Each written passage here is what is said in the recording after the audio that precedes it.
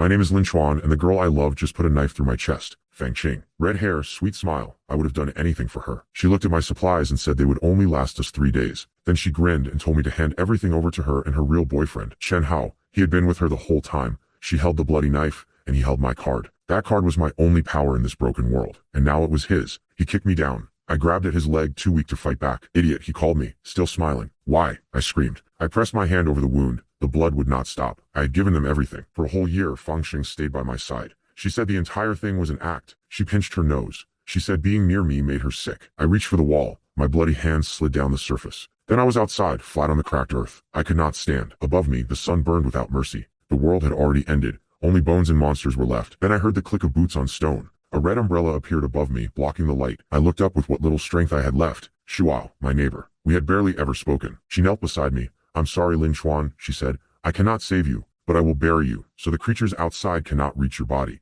It is all I can do. I sat against the wall, bleeding out, and thought about my life. I gave them my whole heart, and the only person who showed me any kindness was a neighbor I barely knew. Then everything went white. I opened my eyes. I was on a couch. Clean shirt. No wound. No blood. I was alive. Somehow I had gone back in time. 1 week before the end of the world. In my first life, the extreme heat came without warning. It dried the rivers, cracked the roads, and turned every city to dust. Billions of people had nothing. The whole world fell apart. But I had something nobody else did. A game backpack that could pull virtual items into reality. When I first used it, the energy hit me like a wall. Light exploded in every direction. The system was real. Inside the backpack were rows of digital chests. Each one could hold real supplies. Food, water, medicine, tools. I used them to survive. Day by day, barely holding on. And because I was a fool, I shared my food with Fang Qing and Chen Hao. They thanked me with a knife in the chest, and I died in the dirt with nothing left. Fang Qing, Chen Hao, I will pay back every single drop of blood. I looked at the red card in my hand. Last time I never learned to use it properly. This time I had 7 days. 7 days to fill this villa with everything I needed to survive. I focused my mind.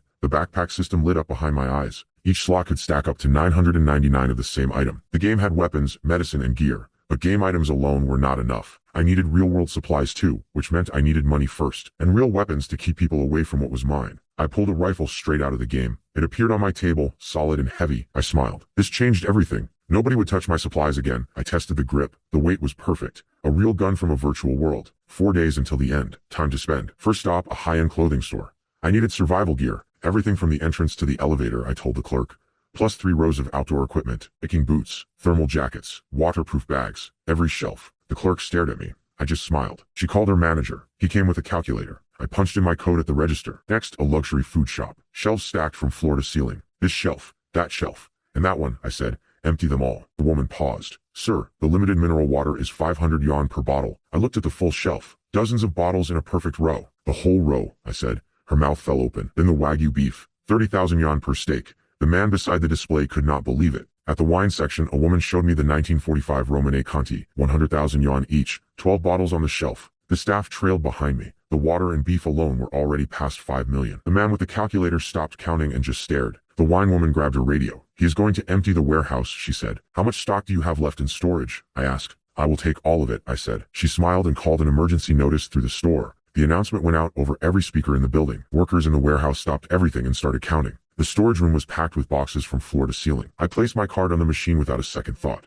The receipt kept printing. It did not stop. I walked out. Both managers bowed as I passed. Outside, I checked my phone. 2 days left. My supplies were almost ready. I clenched my fist. I could still feel the blade, those 2 smiling faces. They had taken everything from me once. The blood on my shirt, the cold look in her eyes while I bled. Never again. This life, I would survive. Then a voice called out behind me. Hey Lin Chuan, what did you buy? It was Chen Hao. Fang Qing stood right beside him. I turned away without a word. A worker handed me the first box. Let them watch. They opened one of my boxes. Instant noodles and water bottles spilled out onto the ground. Chen Hao laughed. Fang Qing covered her mouth. This is all you got, he said, and you tried to hide it from us? I turned and looked at both of them. They stared at me like I was something to pity. Lin Chuan, Fang Qing said with a wide smile. Are you restocking some homeless shelter? Cheap water and cup noodles? I bent down and started picking everything up. The old worker beside me helped without a word. Supermarket clearance sale, right? Chen Hao said behind my back. Fang Qing pressed against his arm, grinning. 40 million in loans, she said, and you buy this garbage to fill your stomach. She touched her cheek and sighed.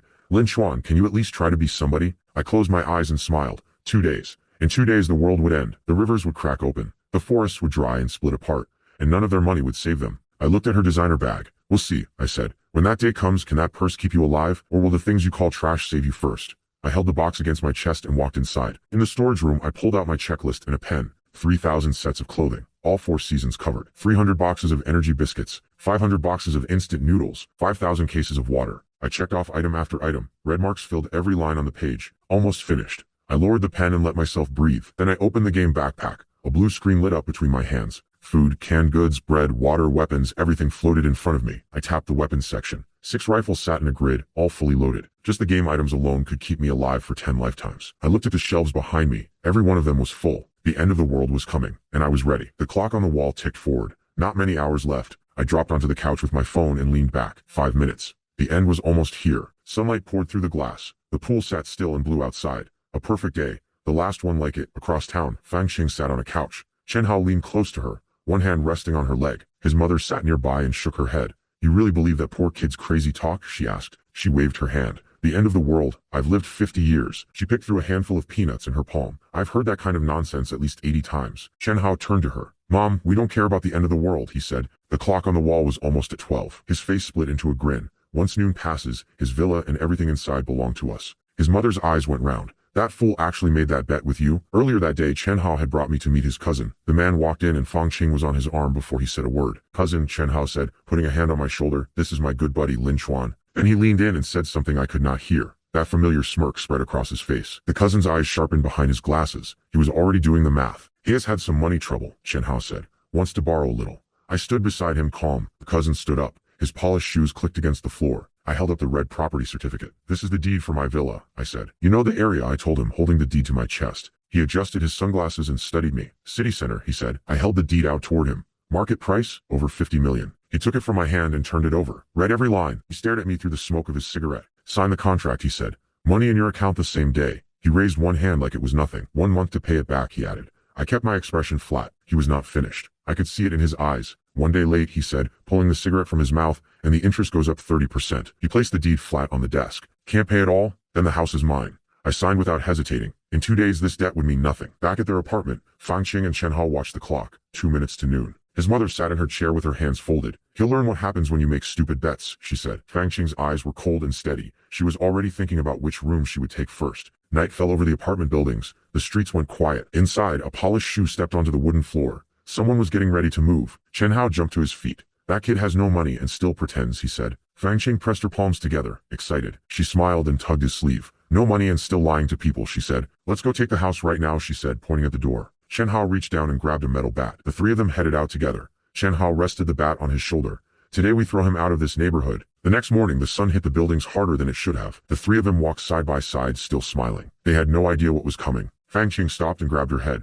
Why is it so hot? She gasped. His mother wiped the sweat off her forehead. It's just a little warm, she said. Stop complaining. Then Fang Qing pointed toward the fountain. Wait, she said. Something is wrong. The fountain still ran, but the trees around the plaza had changed. Something about them looked wrong. Back in my villa, the table was covered with food. Meat, salad, fresh fruit, a bottle of good wine. I raised the glass. The red wine caught the light. I took a sip and smiled. It was here. Everything I said was coming true. Outside, Fang Qing's face was covered in sweat. The sky behind her glowed orange. This weather is insane, she said. She looked up, her skin already turning red. My face is burning, she said. Chen Hao's mother stared down the street. The trees had turned brown and bare. The trees, she whispered. They are already dead. She pushed through a crowd of people. Why is everyone standing around here? She asked. The 3 of them walked closer. A huge dead tree stood in the middle of the path. People gathered around it. Someone reached out and touched the bark. The trunk had cracked in half. Completely dry. Completely dead. Fang Qing pointed at it. It burned to charcoal, she said. Everyone around her looked just as shocked. Chen Hao stared at the dead tree. His face had changed. Was Lin Chuan right? He said quietly. 2 men in the crowd looked at each other. Is it really the end of the world? One of them asked. Someone set a fire, his mother snapped. I'm on the community committee. I'll check the cameras and find who did this. She stood between the crowd and her son, one hand on her chest. I will get to the bottom of this. A security camera hung on the wall above them, its red light blinking. I will find this person, she said through her teeth. A young man stepped forward, sweat running down his neck. This isn't someone setting fires, he said. It's the middle of March. He looked up at the burning orange sky. Every tree behind him was bare and dead. Inside someone's apartment, the air conditioner was set to 16 degrees. It made no difference. This weather is not normal, the young man said, turning to face her. She forced a smile.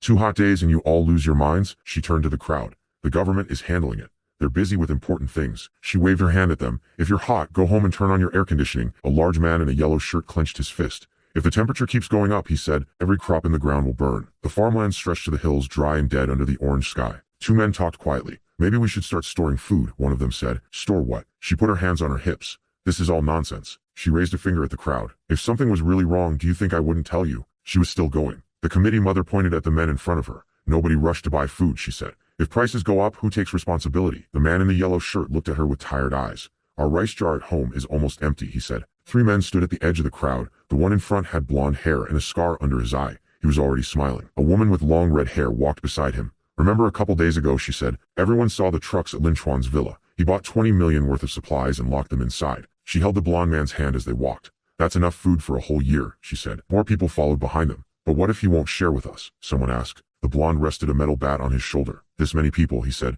You think we can't take one house? Shovels and rakes rose into the orange sky. The mob was ready. I sat at my table with a slice of watermelon in my hands. Cold, sweet, and perfect. And a warning tone went off through the house. I looked up. Extreme heat alert. Outdoor temperature had reached 40 degrees Celsius. So it finally started. 5 degrees higher each day for the next month.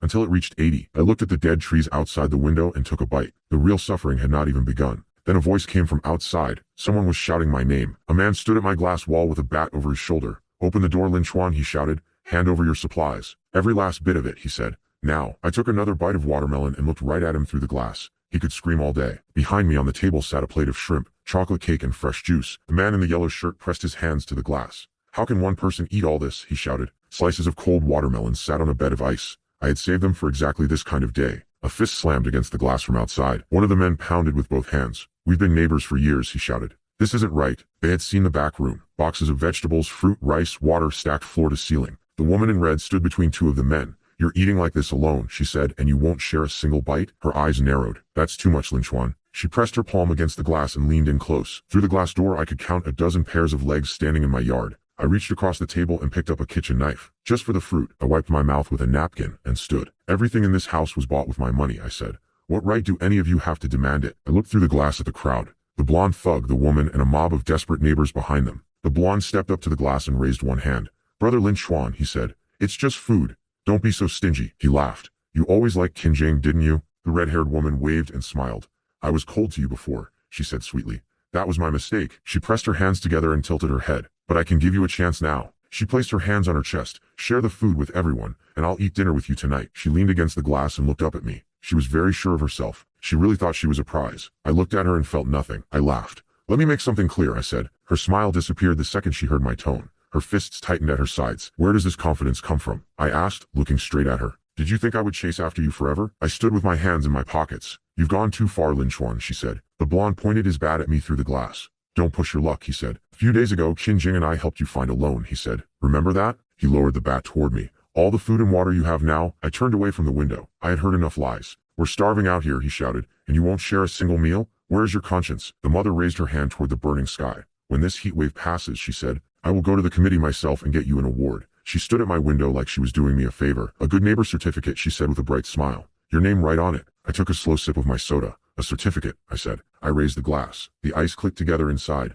You want to trade my food for a piece of useless paper? Fangxing walked up to the glass and stared at my drink. Is that soda? She asked. I am so thirsty. Outside, the whole city cooked under the sun. Not a single person on the streets. Just heat. She pressed her palms together and smiled. I want some too, she said. Please. I held the glass and grinned. Funny. Just 2 days ago, you said everything I stored was garbage. Her smile stayed in place. That was just a joke, she said. I was playing around. I tilted the glass in my hand. The ice shifted inside. Then I leaned over and poured every last drop into the trash can. Even if I dump it all, I said, I would never give you any. Fangxing's face turned red. It is just a cup of soda, she snapped. Chen Ha stepped forward, face tight with anger. Lin Chuan, you have gone too far, he said. I held out my empty hand.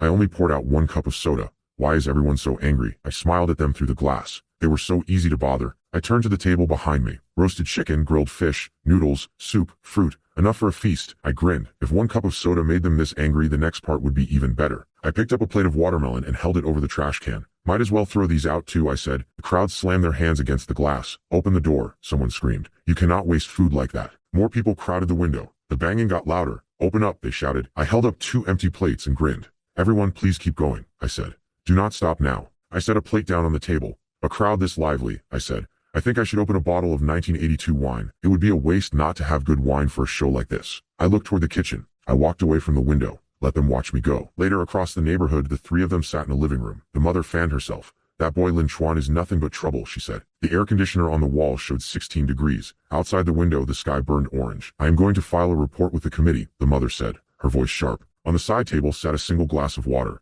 That was all they had left to drink. I will have that selfish man kicked out of this community, she said. Her fan shook with every word. Chen Hao tugged at his collar and looked up at the ceiling. Forget about Lin Xuan for now, he said. When will this heat end? Outside, in the neighborhood pond, a fish floated belly up, dead from the heat. Fang Qing sat quietly for a moment. Something does not feel right, she said. She turned to the mother. What if Lin Xuan was telling the truth the whole time? Her voice dropped. What if the end of the world is really coming? The mother turned on her. Nonsense, she said. It is just that brat scaring everyone. On the table beside the couch sat a face mask and a few bottles of medicine. Small things saved from before the heat. We survived epidemics. We survived everything, the mother said. A little heat means nothing. Fang Qing looked away. Outside, people were already turning on each other. Two pairs of hands pulled at the same cabbage. Neither one would let go. In the courtyard, a man crouched on the dry ground, a water bottle pressed to his chest. Two others stood over him. Chen Hao walked outside and found them. What are you doing? He said. Two men were shoving each other over a head of lettuce. Chen Hao watched from behind. You are hoarding supplies, he said. The mother stood beside him, hands on her hips. He crossed his arms.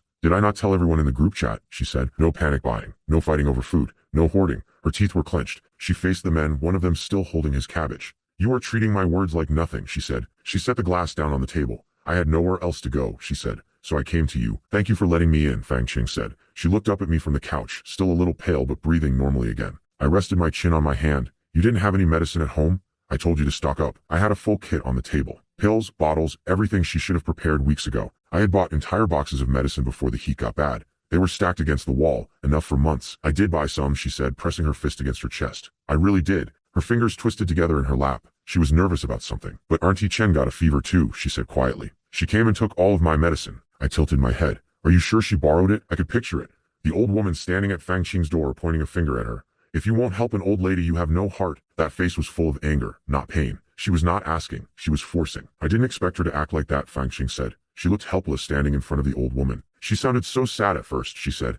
I felt sorry for her. Then the woman reached out and snatched the medicine straight from her hands. I stood still and thought about it. I owed Fang Qing for what she did in my past life. But being kind was not the same as being smart. She sat quietly on the couch, staring at nothing. She still felt guilty about losing the medicine. Outside, people were already carrying tools like weapons, shovels, rakes, anything with a sharp edge. Her kindness had no limit. And in this world, kindness without a limit would only bring danger. She needed to grow stronger on her own. I could not watch over her forever. Will this heat really turn into the end of the world? She asked. I looked outside. The trees around my house were already dying. The ground was cracked and dry. Yes, I said, and it will be worse than anything you can imagine. The sun burned hotter every day. There was no sign of it stopping. Right now it was only 40 degrees outside. In half a month it would reach 80. Every farm, every field, the crops would all be dead. Nothing but brown dirt and dry leaves. When the food runs out, the real end begins, I said. Friendships, neighbor bonds, trust, hunger crushes all of it. The worst side of people will come out, I said, holding my cup, and it will never stop growing. She reached for her glass of water on the table. The glass tipped and fell from the edge of the couch. A bright light burst from her palm. The glass stopped midair, and water gathered inside it from nothing. We both froze. The room filled with white light. Am I turning into a monster? She whispered. I picked up the glass. Water was pouring over the top, dripping between my fingers, more than any cup could hold. I stared at the glass, then at her. This was not a fever dream. Something had woken up inside her. She held the full glass up with both hands. It's a water power, she said, her voice shaking with surprise. I just felt thirsty, she told me. I wanted water, and then it appeared. She closed her eyes and held the glass tight. A blue symbol glowed near her hands, and the water inside rose even higher. I leaned forward and studied the water. It was real, clean, pure enough to drink. We sat across from each other at the table. The glowing glass rested between us. This is your ability, I said. You awakened it. My ability, she repeated. She looked at me like I was speaking a different language. I stood up. The world is changing. Strange things are happening that nobody can explain. But with a power like this, I said, you should be able to survive what is coming. I let myself smile. At least she had something real working in her favor now. Her face lit up. Then I can save everyone, she said. With the water I make, she was already dreaming. Rain on dead soil. Green plants pushing through the dirt again. We could all survive together, she said. She looked so happy it almost hurt to watch. I crossed my arms. Water is the most valuable thing in the world right now, I said. If people find out what you can do, they will surround you every day. They will beg. They will demand. They will never leave you alone. And if begging does not work, they will chain you up and force you to make water for them like a machine. You could lose everything. Your freedom. Maybe even your life. Her eyes went wide with fear. Keep this a secret, I told her. Do not tell a single person. She covered her mouth with both hands. Her eyes told me she understood, even if she did not want to. I won't tell anyone either, I said, spreading my hands. But I can't just sit here and watch everyone die, she said. Her voice was small but firm. Stop, I said. This power is yours. How you use it, whether you tell anyone. Her hand rested still on the couch. She was turning every word over in her mind. That is your choice in the end, I said. I am only warning you. Don't let people take advantage of you. I stood up and headed for the stairs. Because once they use you, it will be too late to feel sorry about it. I will think about it carefully, she said with a gentle smile. I promise. I sat down across from her with a first aid kit on the table. Your color is much better now. Here, 2 more boxes of medicine. Take them home. She took the medicine from my hand by the staircase. Thank you, Lin Chuan, she said softly. She waved goodbye, the medicine safe in her other hand. If not for you today, I really would not know what to do. She looked back at me one more time and smiled. A real smile, warm and grateful. Then she turned and left. I watched her walk away on the security camera. She moved slowly through the burning heat, small and alone on the empty path. She could create water from nothing. In a world that was running out of water, that power would make everyone want to control her. I sat alone on the couch. The half-empty glass and the first aid kit sat on the table in front of me. Having her nearby would be useful, but her soft heart worried me. She had sat right there holding that glass, trusting the world. One day she would tell someone about her power. I thought about the other life again. After I died alone on the ground, she was the one who came. She held a red umbrella over my body and stayed. The medicine, the first aid kit, the remote all lined up on the table. I owed her, so I would help her whenever I could. On the screen she smiled and walked into the bright heat. I hoped she would learn to see people for who they really are. Because in this world, being kind without being careful was the fastest way to die. Even the stray dogs out there knew that. Out in the dark streets, a young man ran through the neighborhood clutching a pack of instant noodles. They were expired, but he had not eaten in 3 days. A group stepped out to block his path. The blond man with the scars stood in the middle. Auntie Chen was right beside him. Hand over the food, they said. The young man pressed the noodles against his chest. I haven't eaten in 3 days, he said. It's just 1 expired pack. Please, he begged, backing away. It's all I have left. Auntie Chen held out her hand, her face cold and flat.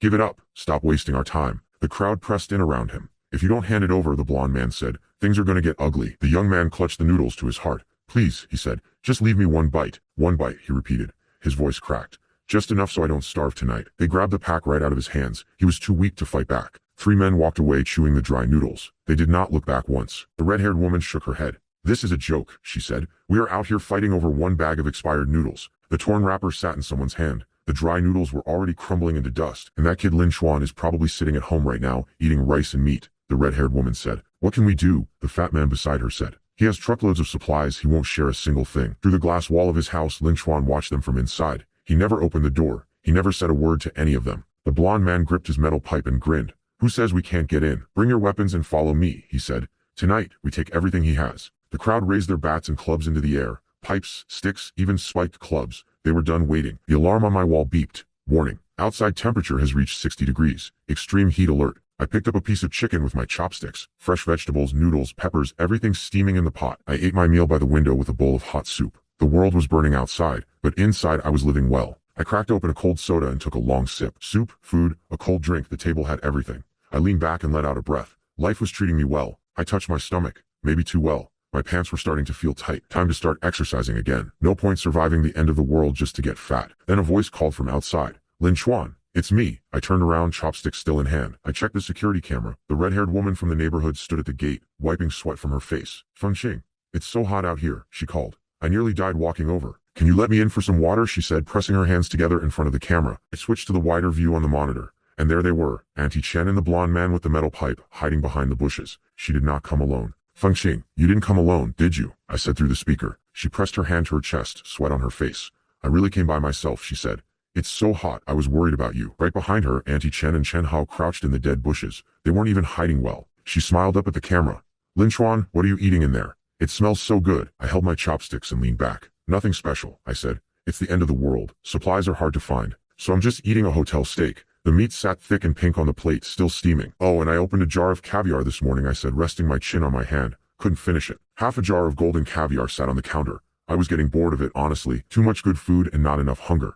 A nice problem to have. On the monitor, Auntie Chen's face was tight with anger. Chen Hao's mouth was hanging open. Steak in hot pot? Fengqing pressed her fists together, eyes wide and shining. Lin Chuan, I'm begging you, she cried. Let me in. I'm so hungry. Just 1 bite, she said, smiling through the hunger. That's all I need. She stood in front of my door like she had nowhere else to go. What do I get if I let you in? I asked. I held my bowl and took a slow bite, watching her through the glass. She changed her approach. If you let me in for hot pot, she said, I'll do whatever you want. You used to want me to be your girlfriend, right? She said. Let me in, and I'll even kiss you. She touched her lip and blushed. Not bad acting, but not good enough. Enough, I said, waving my chopsticks over the hot pot. Stop the performance. Chen Hao and his whole crew are crouching right behind you, I said. With weapons in their hands, she froze. The group was already stepping out on both sides of the road behind her. You must be seeing things, she said with a weak laugh. But the sweat on her face told a different story. Chen Hao shoved past her, bat in hand, his whole group right behind him. Enough games, he said. Open the door. Open it now, he repeated. He was done pretending. Inside, my hot pot was still bubbling. Meat, vegetables, noodles, everything they couldn't have. Chen Hao raised his bat high and swung it down at my door. Behind him stood the whole neighborhood. 10, maybe 12 people, all armed with sticks and pipes. Open the door, he growled. Or we break it down ourselves. I pointed through the glass. Chen Hao, I said, take a good look at the spot where you just hit. The group stared at the door. Their faces said everything. Not a single mark. Bulletproof glass, I said. Steel frame. You could hit it all day and nothing would happen. I picked up my chopsticks and smiled. What made you think you could break through this door? Seriously, what gave you that idea? Chen Hao turned to Feng Qing. This door is too strong, she whispered. He didn't answer. If one person can't do it, he said, jaw tight, then all of us will. He turned to the crowd. Everyone, grab your weapons. Hit it together, all at once. They swarmed the door. Through the glass I could see their shadows closing in. Wooden bats and sticks slammed against the steel. The noise filled the house, but the door didn't move. Lin Chuan, you heartless man, the fat one screamed, swinging over and over. Another man charged at the door with a thick wooden pole, screaming at the top of his lungs. I stood inside, chopsticks in hand, watching. Not a single dent. The noise was getting annoying. I couldn't even eat in peace. The fat man stumbled back, holding his face. There's not even a scratch, he said. Another man bent over, breathing hard. This door is way too strong. Chen Hao looked at the door, then at his men. This isn't working, one of them said. Chen Hao's face went dark.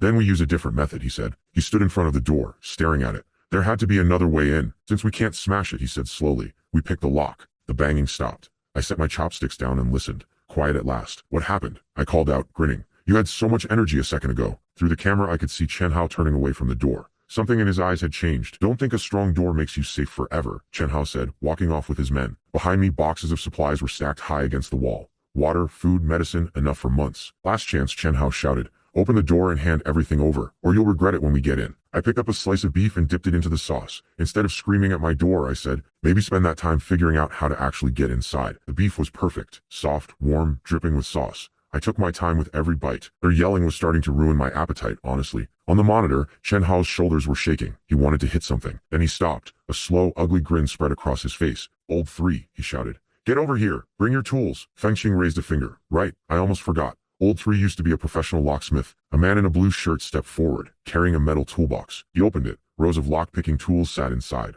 all clean and neatly arranged. Auntie Chen smiled next to Chen Hao. Lin Chuan definitely didn't plan for this, she said. You brought a real professional, she said, looking very pleased with herself. This time he's finished. Old 3 held up the toolbox with steady hands. He looked sure of himself. Chen Hao tapped his bat against his shoulder and grinned. Once we're inside, we take everything. Old 3 knelt in front of the lock and started working. Chen Hao stood behind him watching. Eat fast, Lin Chuan, Chen Hao called out, arms crossed. While you still can. Old 3 pushed his pick into the lock and twisted forehead tight with focus. Leaned back and watched through the glass. A locksmith. That was their big plan. After a long moment, Old 3 pulled his hands back. The lock is too advanced, he told Chen Hao. I've never seen anything like it. Chen Hao's voice dropped low. What did you just say? He grabbed Old 3 by the shirt and pulled him close. You promised me you could open any lock. Old 3's face twisted. That was before, he said. This one is different. For a moment, Chen Hao just stood there. The confidence was draining from his face. The security level on this lock is higher than anything I've ever touched, Old 3 said, voice shaking. Inside the door, the lock was full of gears and traps. Every piece was built to stop exactly this. I really can't do it, Old 3 said. Sweat ran down his face. Chen Hao shoved him to the ground. I only kept you around for this one skill, he said. I fed you every single day. His eyes went narrow and cold. And now, when I finally need you, this is what I get? He stood over Old 3. If you can't open this door today, don't follow me anymore. I mean it, he said. You're done. Old 3 dropped to his knees. One more chance, he begged. Please, let me try again. He went back to the lock, hands trembling, pushing his tools into the panel one more time. I walked to the window. Still out here? I said through the speaker. If you can't get in, just go home. It's getting late, I added, smiling. Chen Hao raised his fist. Don't get comfortable, he shouted. When I get inside, you're dead. Just wait, Lin Chuan, he screamed. I'll make you pay for all of this. Old 3 was still working, sweat covering his whole face. Chen Hao paced behind him, fists clenched. Night had fallen. My house stood bright against the dark sky, every window glowing with warm light. I turned and walked down the hall. Wasting more time on them was pointless. I stayed up watching shows all night. Today I needed to catch up on sleep. But since they refused to leave, I stopped in front of a control panel on the wall. Maybe they deserved a gift. My finger pressed a button on the keypad. Since you won't give up, I said, smiling. Let me welcome you properly. Old 3 screamed as the electricity hit him. His tools sparked and his whole body shook. He crashed onto his back, still twitching. The lockpicks smoked in his hands. The group stood around him in a circle. Nobody moved to help. Auntie Chen nudged him with her sandal. He's not moving at all, she said. Is he dead? She whispered. Hand pressed to her chest. Just passed out, Chen Hao said. But even he looked shaken. Lin Chuan wired his door with high-voltage electricity, he said quietly. He had not expected this. Old 3 lay flat on the cold ground beneath them. Not a sound. Chen Hao's jaw tightened. He's guarding this place like we're ghosts, he said. I leaned into the intercom. So, I said. how's the surprise? Enjoying yourselves? I suggest you all leave now, I said, watching them through the screen, because next time it won't just be passing out. Chen Hao stared at the door. For a moment, he had nothing to say. Brother Hao, what do we do? The red-haired woman asked. Maybe we should just forget it. She flinched when he turned toward her. Forget it, she repeated softly. We can't stop, Chen Hao said. Too many mouths to feed. We break through tonight, no matter what it takes, he said. But how? The woman asked. We can't pick the lock. And Old Three almost died trying. Old Three sat on the ground behind them, head drooping. He was barely awake. Chen Hao turned away. Something new was forming in his mind. He squeezed his fist until his knuckles turned white. A shell won't save him, he said. His eyes went sharp and cold. He had made a decision. Someone opened a heavy bag. It was packed with small round charges, explosives. Chen Hao's father stepped forward, holding sticks of dynamite in both hands. He used to sell fireworks. He knew how to make his own. I stood inside, phone in hand. Through the cameras, I could see all of it. Explosives. These people had actually brought explosives to my front door. Chen Hao held a bundle of dynamite and grinned. I know your door stops bullets, he called out. And yes, it has electricity. He lifted the sticks toward the light. But can it handle this? That same ugly grin spread across his face. He thought he had finally won. Be smart, Lin Chuan, he said, standing in front of the door. Open up. Hand everything over. They taped the charge to the door and ran a long fuse all the way back. Everyone took cover on both sides of the road. If this door blows, Chen Hao said, crouching beside the woman, you blow up with it. I pressed the speaker button. Go ahead, I said. Try it. They had gone from bats to lockpicks to explosives. If I did not stop them here, they would never quit. I opened the system panel and started scrolling through the weapons list. Guns, food, water, tools. The display had everything. A rifle caught my eye. I tapped the weapons section. Several models appeared on the screen. I pulled out the rifle and held it. Heavy, real. But this was too much power. If I actually killed someone, it would only make things worse. I put it back. The next option was a crossbow. I selected it. It felt solid in my hands. Strong enough to hurt, not enough to kill. Just right. Outside, Chen Hao was still yelling through the smoke and noise. One last chance, Lin Chuan, he shouted. The red-haired woman smiled beside him. Open the door now. He flicked the lighter open. The flame jumped. Play nice, he called, and I'll even share some instant noodles. But once this fuse burns down, he said, you won't even have time to regret. I looked at the screen. The dynamite was strapped to the center of my door. The fuse ran all the way back to them. The door's alert system blinked. It had already detected the threat. I loaded a bolt into the crossbow. Same warning goes for you, Chen Hao, I said. Take your people and leave. If you don't, I added, holding the crossbow steady, the price will be high. He was not listening. He crouched near the fuse with his lighter grinning. The flame touched the rope. It caught and started burning toward the door. Smoke filled the yard. Chen Hao walked through it, arms wide. Lin Chuan, he screamed.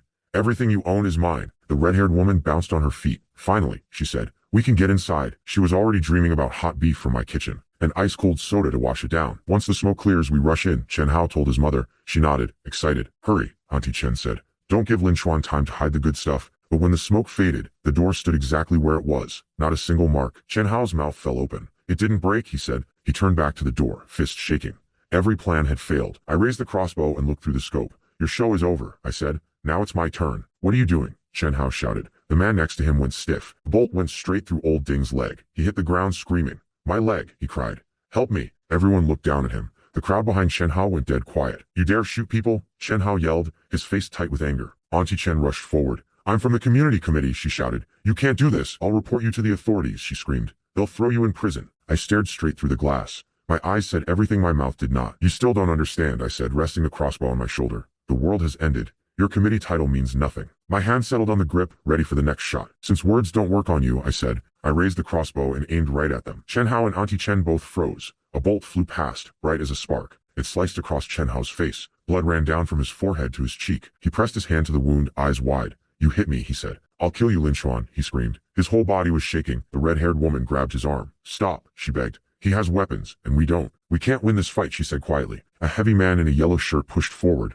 Lin Chuan, we're all neighbors here, he called out. There's no need for this. He tried to smile. Let's talk like normal people, he said. I narrowed my eyes. You brought explosives to blow up my door, I said. And now you want to talk about being neighbors? I gripped the crossbow. I gave you every chance to walk away. The next bolt hit the leftover dynamite on the ground. It burst apart in a flash of light. The red-haired woman pulled Chen Hao back. Neither of them was smiling anymore. He's really shooting at us, she screamed. We have to run, now. Chen Hao stood there, teeth grinding. Everything in him wanted to stay and fight. Auntie Chen grabbed his shoulder from behind. Son, let's go, she whispered. Not tonight. A smart man knows when to step back, she said, pulling harder. A bolt shot past Chen Hao's head. That was enough. He turned and ran, and the crowd followed. They disappeared into the dark trees. Not one of them looked back. Back at Chen Hao's place, the red-haired woman sat beside Old Ding on the couch. A bolt still stuck out of his leg. Old Three sat on the floor in the corner, head hanging. The electricity had knocked the sense right out of him. Someone pulled the bolts from Old Ding's legs with tweezers. Blood dripped with each one. What do we do now? The red-haired woman asked. If Lin Chuan fights back like this, how will we ever get his supplies? Chen Hao sat against the wall, fist pressed under his chin. The cut on his face was still wet. He dared to hurt me, he said. I won't let this go. Old Ding lay on the floor, one hand reaching out.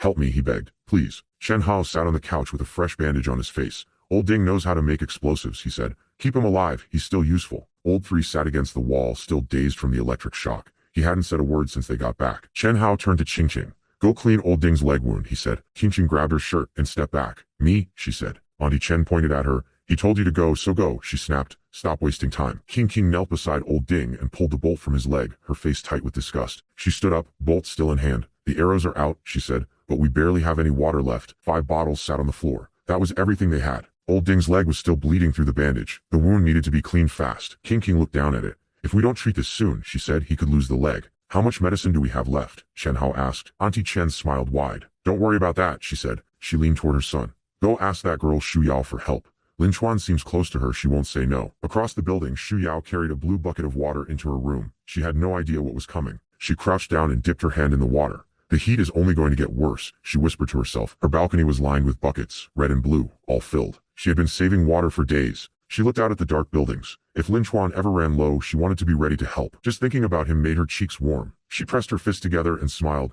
Then she heard a knock, sharp and fast. She turned toward the door. Miss Jiang, open up, a voice cried from the hallway. Shu Yao pressed her hand to the door, unsure. Outside, Qing Qing stood in the dark. Please open the door, she begged. Old Ding is going to die. They had brought him on a stretcher.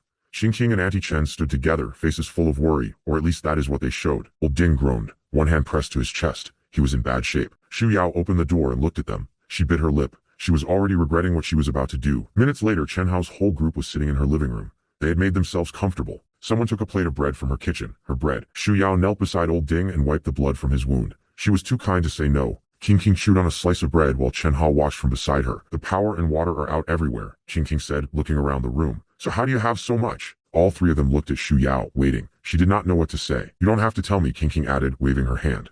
I'm just curious. But her eyes followed Shu Yao across the room. Curiosity was not all she had. In the bathroom, Shu Yao poured the bloody water into the toilet. It was dark red from Old Ding's wound. She placed her hand over the empty bucket. A green glow appeared and clean water filled it from nothing. In the doorway behind her, Qing Qing watched every second of it. Qing Qing's face went still. You can make water, she whispered. Shu Yao spun around, eyes wide. She had just made the worst mistake of her life. My phone lit up. Shu Yao's name was on the screen. I answered. Shu Yao? I said. Her voice hit me right away. Lin Chuan, save me. On her end, the room sounded empty and cold. I could hear water dripping and nothing else. Her breathing was fast and shallow, like she was trying not to be heard. They had locked her somewhere. They were making her produce water. She tried to stay calm, but her voice kept cracking. I tightened my grip on the phone. The basement was cold concrete. Shu Yao knelt between 2 water basins while Qing Qing sat behind her on a chair eating chips and watching like nothing was wrong. I did everything you asked, Shu Yao said quietly. Can you please let me go? Stop complaining, Qing Qing called from her chair. This tiny bit of water is useless. Keep going. Shu Yao's shoulders fell. She had been creating water for hours and her body was giving out. If you slow down again, Qing Qing warned, still holding the chip bag, things will get worse for you. She reached into the bag and grabbed another handful without even looking. Shu Yao glanced at the food. Her stomach had been empty since yesterday. I can keep making water, she said, folding her hands together. I haven't eaten in a full day. My body is getting weaker and my power is fading. She touched the water in the basin. The glow from her fingers was dimmer than before. Please, Shu Yao begged, looking up at her. Even just a small piece of bread. All she had was a single slice with a bite already taken from it. Qing Qing held out a bag of chips toward her. For a second, it looked like she might share. Shu Yao looked up and waited. Qing Qing pulled the bag back. Shu Yao's head dropped. You won't work properly and you still want food, Qing Qing said. That's not how this goes. You're going too far, Shu Yao said. Qing Qing's hand came across her face. Shu Yao held her cheek, eyes burning. This food was mine, she said. All of it was mine. Qing Qing laughed and kept eating. Who told you to be so kind and let us into your home? She leaned against the doorway, watching Shu Yao work. You even showed us your power without thinking. Be smart and cooperate, Qing Qing said with a smile. And we will feed you. She dangled a fresh bag of chips right in front of Shu Yao's face. Then she dropped it on the floor. Chips scattered across the dirty concrete. Or don't, she said, hands on her hips. Qing Qing turned and walked out. Behind her, Shu Yao sat on the ground beside the spilled food. At the door, Qing Qing paused and looked back. One more thing, she said. If anyone else finds out you can make water, she said, they will tie you up and use you like a water machine. Shu Yao sat still, one hand open. You might not even keep your life. She said it as easily as reading the weather. Shu Yao's eyes went wide. So for your own safety, Qing Qing continued, keep your mouth shut. Don't tell anyone. Shu Yao's head dropped forward. A small broken smile crossed her face. It's all my fault, she whispered. Tears filled her eyes. I should have listened to you, Lin Chuan. She sat alone in the dark. I didn't listen, she whispered. Where are you now? Her fist tightened against the cold floor. Will you come for me? The tears came hard. She pressed her fingers to her eyes, but she could not stop them. She folded into herself on the basement floor, arms around her knees. She was running out of strength. I found old 3 outside the building. I shoved the rifle in his face. Where did they take Shu Yao? I said. He pointed down the street, shaking. The underground auction, he said. They took her there. I told her to hide her ability. She did not listen. And now this was going to cost me. At the underground market, Chen Hao walked in with Qingqing and Auntie Chen beside him. They were smiling like they owned the place. The room was packed. Dozens of people had gathered, all of them thirsty and desperate. Behind the stage, boxes of water bottles sat in neat rows. More water than anyone had seen in weeks. Chen Hao's group stood behind a long table with the boxes in front of them. The crowd stared in silence. Qingqing and Auntie Chen shared a quiet look. Everything was going to plan. Dear neighbors, Auntie Chen began, her voice warm and sweet. This terrible heat has lasted almost a month, she said, spreading her arms wide. People in the crowd leaned forward. They were hanging on every word. As a member of the community committee, she said, pressing her hand to her heart, it breaks me to see you all suffer like this. So our family sat down and made a decision, she said, her voice thick with fake concern. She turned toward Chen Hao and Qingqing. We will share some of our water with everyone. The crowd pushed forward. Their eyes locked on the bottles. Some of them could barely believe it. Voices filled the room. People were calling out, reaching toward the table. If you need water, Auntie Chen said, pointing at herself, come find us. The heavy man in the yellow shirt stepped forward. Is that true? He asked. You're really sharing water with us? Auntie Chen just smiled. She let the silence do the work. I haven't had a drop of water in 2 days, the man said. His voice was breaking. The heavy man touched his dry lips. My throat is burning, he said.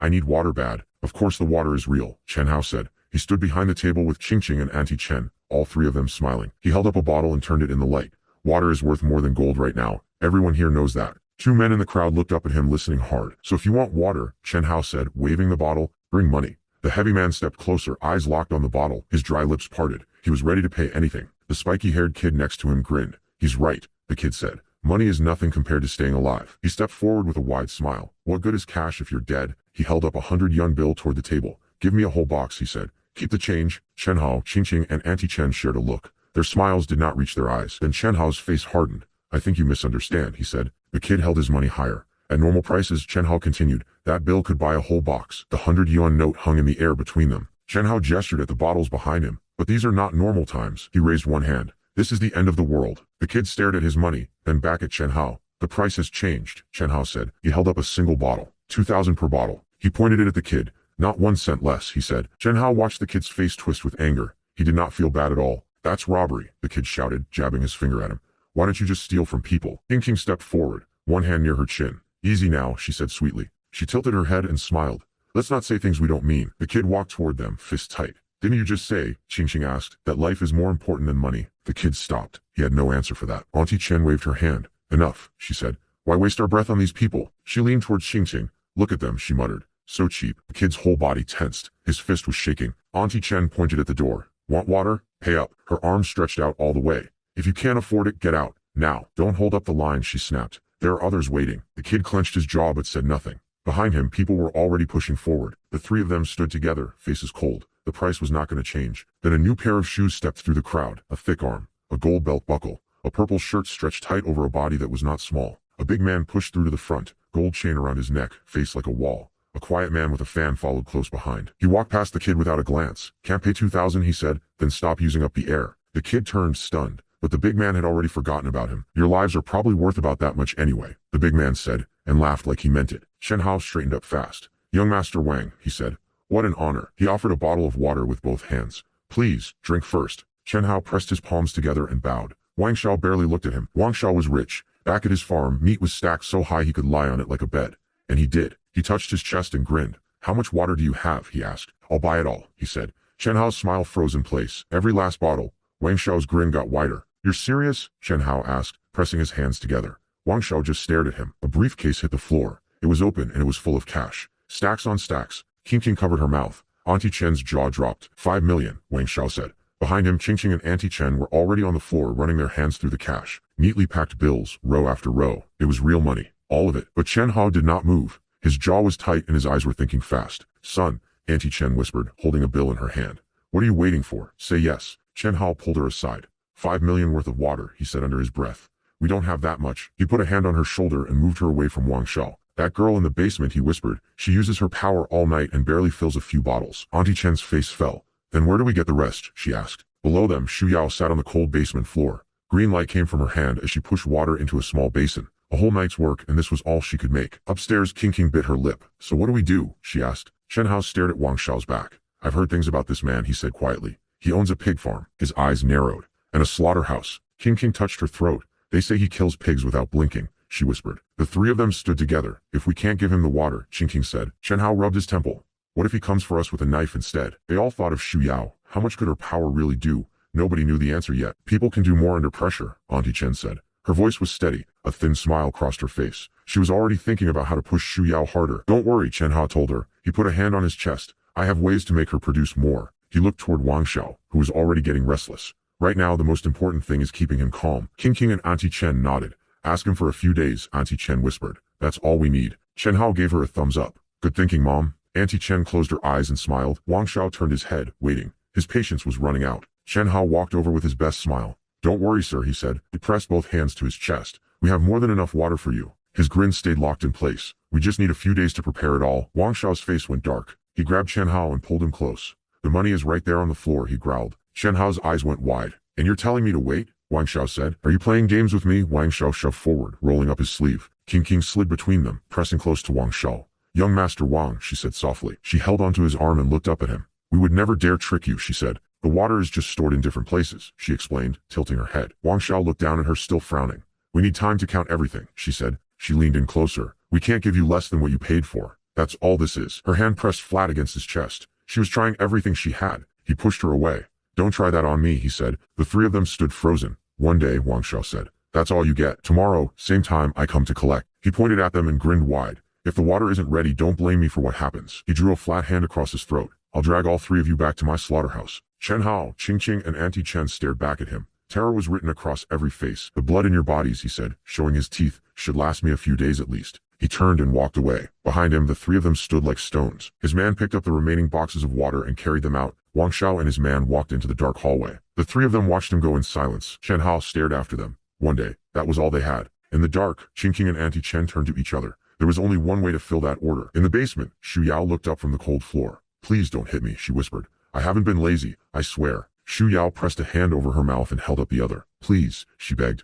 Do not hit me. She hugged her knees on the cold floor, still begging. She had said the same words all night. Chen Hao had his back to her. He did not turn around. Then he faced her. His eyes were hard and cold. He grabbed a fistful of her hair and pulled her head back. King watched from behind as he held Shu Yao by the hair. One night, he said, and this is all you made? His jaw was tight with anger. Shu Yao shut her eyes. This is my limit, she whispered. Tears rolled down her face. I really tried my best. She lay on the floor, looking up past the legs above her. You heard what Wang Xiao said, Chen Hao told her. She lowered her head. She remembered every word. Let me explain something, Chen Hao said, his voice flat. Shu Yao looked up at him. Tomorrow night, 5 million worth of water. His grin spread slow and wide. One drop short and I give you to him. Her face went white. The way that man hurts people, he said. You do not want to find out. She had nothing left to say. Auntie Chen stood beside Chen Hao, studying the girl on the floor. Then she crouched down and moved closer. Shu Yao, dear, she said softly. Her smile was wide and warm. Auntie knows you are a kind girl. Shu Yao looked at her with careful eyes. You always think of others before yourself, Auntie Chen said. She reached out and took Shu Yao's hands, always caring about everyone around you. Then her smile faded.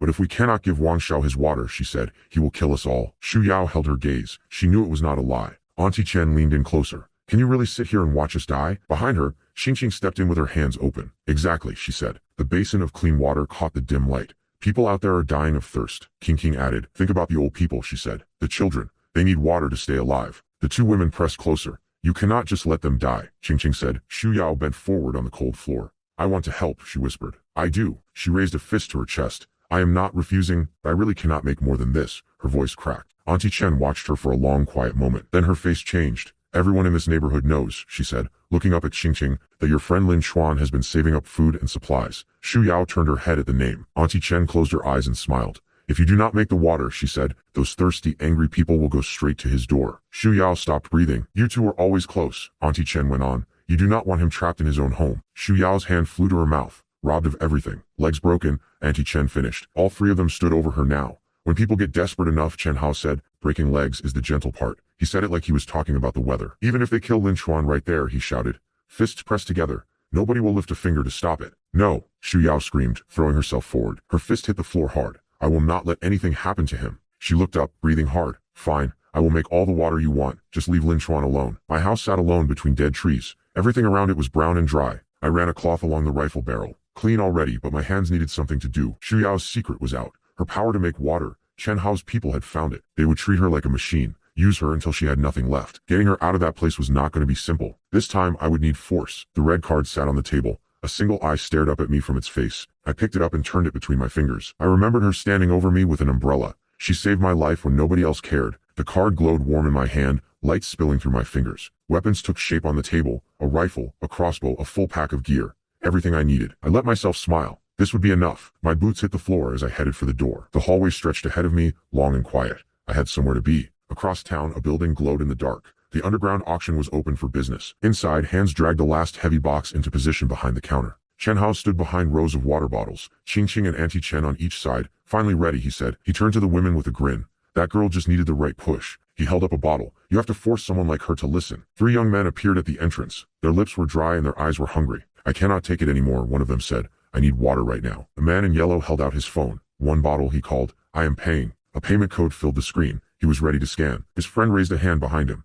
I want a whole case, he shouted. A water bottle rolled on the ground between the crowd's feet. Everyone was pushing forward. Chen Hao held up a finger. Sure, you can buy, he said, but the rules have changed. Changed? The spiky-haired kid looked up. What rules? He frowned. He had no idea what was coming. Chen Hao tapped the row of bottles. This is an auction now. He stood behind the table, arms crossed. We sell to the highest bidder. That cold grin spread across his face. Whoever pays the most gets the water. Qing Qing and Auntie Chen separated 5 bottles and set them on the counter. 5. That was all. All 3 of them smiled at once. They were enjoying every second of this. Just these 5 bottles tonight, Chen Hao said, pointing at them. He held his palm over the bottles. Starting price 5,000 per bottle. All 3 men froze. 5,000? One shouted. It was 2,000 yesterday. Qing Qing and Chen Hao stared back without blinking. Yesterday was yesterday, Qing Qing said, touching her chin with a thin smile. The 5 bottles stood in a neat line. Today is a different story, she said. These came from Wang Xiao's own order, she explained. 5,000 is a fair price. The bald man's jaw tightened. His friends glared beside him. This is robbery, the bald man shouted, pointing at them. Do not let them fool you. He turned to the crowd behind him. They are cheating all of us, he yelled. His 2 friends raised their fists.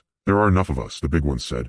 Let's just take it. But the bald man's face fell. He saw something behind them. 2 large knives appeared from the shadows, one on each side of him. Wang Xiao's men had arrived, and then Wang Xiao himself stepped forward. Same purple shirt, same gold chain, same look that promised pain. He grabbed the bald man by the collar and lifted him up. You want to steal my water? He growled. The bald man's mouth opened and closed. No words came out. Wang Xiao threw him to the ground like a bag of trash. Drag him away, he said. Break one of his legs. He waved his hand and did not even look back. They dragged the man across the floor. Nobody moved to help him. Wang Xiao's polished shoe stepped forward over the concrete. He looked at the bottles behind the counter and nodded. Not bad, he said. Then he turned to Chen Hao with a curious smile. But where does all this water come from? Wang Xiao raised his palm. Not so fast, he said. He leaned toward Chen Hao, rubbing his chin. Something about the water had caught his interest. He picked up a bottle and held it in front of his face.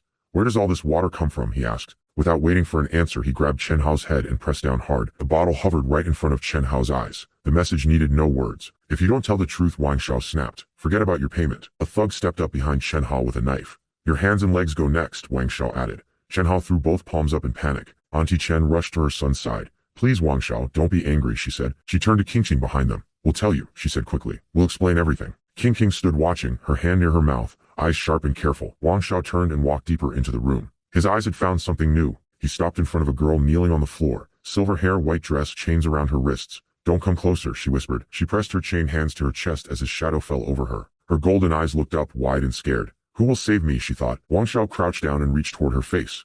Not bad looking, he said. She caught his hand. But there was no strength left in her grip. He stood up and grinned down at her. What does this girl have to do with the water? He asked. He spread his hands wide. What's the connection? Qing Qing, Auntie Chen and Chen Hao stood side by side, their faces tight. Qing Qing stepped forward with a smile. This woman has a special power, she said. She pointed at the boxes of bottles on the counter. All this water, she created it. Wang Xiao rubbed his chin, staring at Qing Qing. Created water, he said slowly. Shu Yao stood with her chained hands pressed together, saying nothing. Wang Xiao crossed his arms and grinned. Then show me, he said. Right now. A bottle appeared near Shu Yao's face. She looked at it with empty eyes. A foot slammed into her back and pushed her flat against the floor. When I tell you to make water, someone said, you make water. Auntie Chen watched from the side, her face tight, but she did not move. Shu Yao lay on the ground, her mind pulling her somewhere else. She had been warned about this exact thing. She remembered the words. If your power is ever found out, the voice had said. At best, people will follow you everywhere. They will demand water forever. She saw it clearly, herself on the ground, chained, making water like a tool. Day after day. At worst, you won't be able to save your own life. She had been told to bury this secret deep, to never tell a single person. She had promised she would. She had sworn. Lin Chuan had told her the same thing. I won't say a word either, he had said, but I can't sit here and watch people die. She had sat across from him, listening. He gave her the choice, not the order. His eyes had turned serious. This power is yours, he had said. Who you tell is your own decision.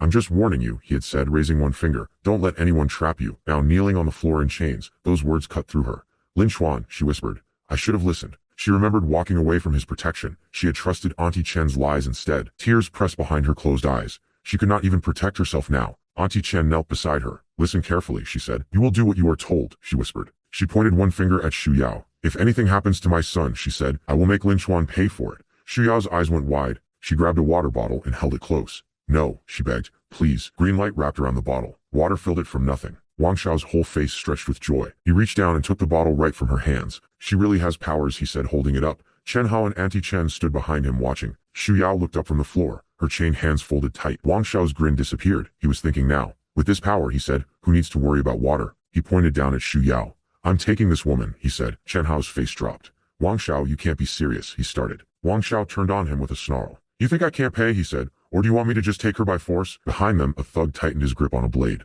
The knife rested against Chen Hao's neck. His body went stiff. Auntie Chen pulled at Wang Xiao's sleeve. Please spare him, she begged. King slid in from the other side, resting her hand on his arm. You misunderstand, she said. Let's talk. It's her good luck that you chose her. Chen Hao said quickly, hand still raised, the blade inches from his face. Wang Xiao smirked.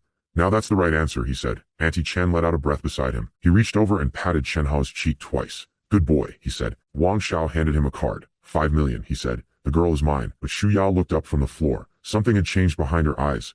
I don't think you can take her, she said. Her voice was quiet but steady. She was looking past all of them, toward the entrance. Everyone froze. They all turned at once. I stood in the doorway with the crossbow resting on my shoulder. I let them get a good look. Shu Yao smiled. Even through the bruises and the chains, she smiled. I kept my face still. I was already counting heads. I walked across the empty stage. My boots were the only sound in the room. I jumped off the edge. The whole group stood waiting. Chen Hao's thug, Qingqing, Shu Yao on her knees, and Wang Xiao above them all. I stopped. 2 of Wang Xiao's men moved in from both sides, but my eyes went to Shu Yao first. The marks on her skin, the chains. My jaw tightened. I'm fine, she said from the ground. She was not fine. Chen Hao stood with a blade. Wang Xiao watched. Qingqing hovered close. I didn't think you would really come, she said. Her head bowed between them. Wang Xiao put his hands on his hips. Who are you? He asked. He looked me up and down. You think you can take her from me? He said. Qingqing covered her smile. Chen Hao smirked.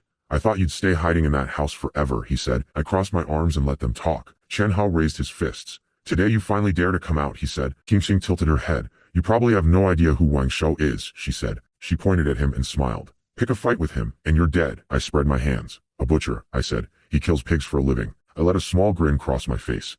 And that's what you all bow down to? Wang Xiao's fist shook. A vein pushed out on his neck. Say that again, he growled, stepping forward. His face burned red. Auntie Chen hurried to his side and started whispering. She leaned into his ear. His name is Lin Chuan, she said. Just an orphan. No parents. No family. She shrugged with both palms up. Nobody important. Wang Xiao's face split into a wide grin. So just some homeless nobody, he laughed. He placed his hand on Shu Yao's shoulder and stood tall. And this orphan dares bark at me. Shu Yao looked up at me. The fear in her eyes was not for herself. Lin Chuan, this is my fault, she said, her chains rattling. I didn't listen to you. Please, just leave. She turned her face away. Don't worry about me, she said. Wang Xiao is too dangerous. Go. Wang Xiao only wants me, Shu Yao said. I'll go with him. Please don't worry. I looked at her on the ground, then back at Wang Xiao standing over her. I stood in front of her and shook my head. Relax, I said. I folded my arms. He's not taking you anywhere. Wang Xiao's face twisted. Enough talking, he snapped. I met his eyes with a small smile. Fine, let's talk business. Name your price, I said, holding out my hand. What will it take to let her go? Wang Xiao laughed. His men laughed with him. He grabbed Shu Yao by the shoulder and pulled her close. This woman cost me 5 million, he said. He leaned in with a grin. Can you even find 500 in your pocket? I spread my arms wide. No, I said. I don't have 500, but I have something better. Supplies. I glanced at his men. You have supplies too. And a lot of mouths to feed. His expression shifted. That was a problem he did not want to think about. How long can you last? I asked. 5 days? 10? Maybe a month? And what about the animals at your pig farm? No water. No feed. They're probably dead by now. I held up 2 fingers. 20 boxes of compressed biscuits. 15 boxes of instant noodles. 10 of canned meat. And a full box of medicine. I spread my hands. All of it for her. Fair trade. Shu Yao looked up from the floor. Her eyes were wet. So, I said. 1 woman for all of that. Lin Chuan, don't, she cried. I'm not worth it. Forget about me. Wang Xiao rubbed his chin. He was actually thinking about it. Then he pointed at me. Don't try to fool me with empty words, he said. I put my hand on my chest. When I gathered those supplies, Chen Hao and the others were right there watching. I pointed at them. Qingqing, Auntie Chen, the blonde one. They know exactly how much I have, I said. The whole group went quiet. They knew it was true. I pointed straight at Wang Xiao. This deal is more than fair. But the blonde one stepped closer to Wang Xiao and put a hand on his arm. He leaned into his ear. Don't fall for it, he whispered. He has way more supplies than what he's offering, the blonde one said. He placed his hand on Wang Shao's shoulder. Keep the woman, then you can take everything. Wang Shao and the blonde one looked at each other and grinned. Auntie Chen stepped forward. Those two have been close for a long time, she said. She covered her mouth and laughed. They've already been together. She waved her hand at Wang Shao. He'll pay anything for this woman. Wang Shao's grin stretched wider. You're all right, he said. He turned to face me. You heard that, Lin Chuan. You heard every word they said. He stepped toward me. Your offer is not enough. He glanced over at Chen Hao. And besides, he said.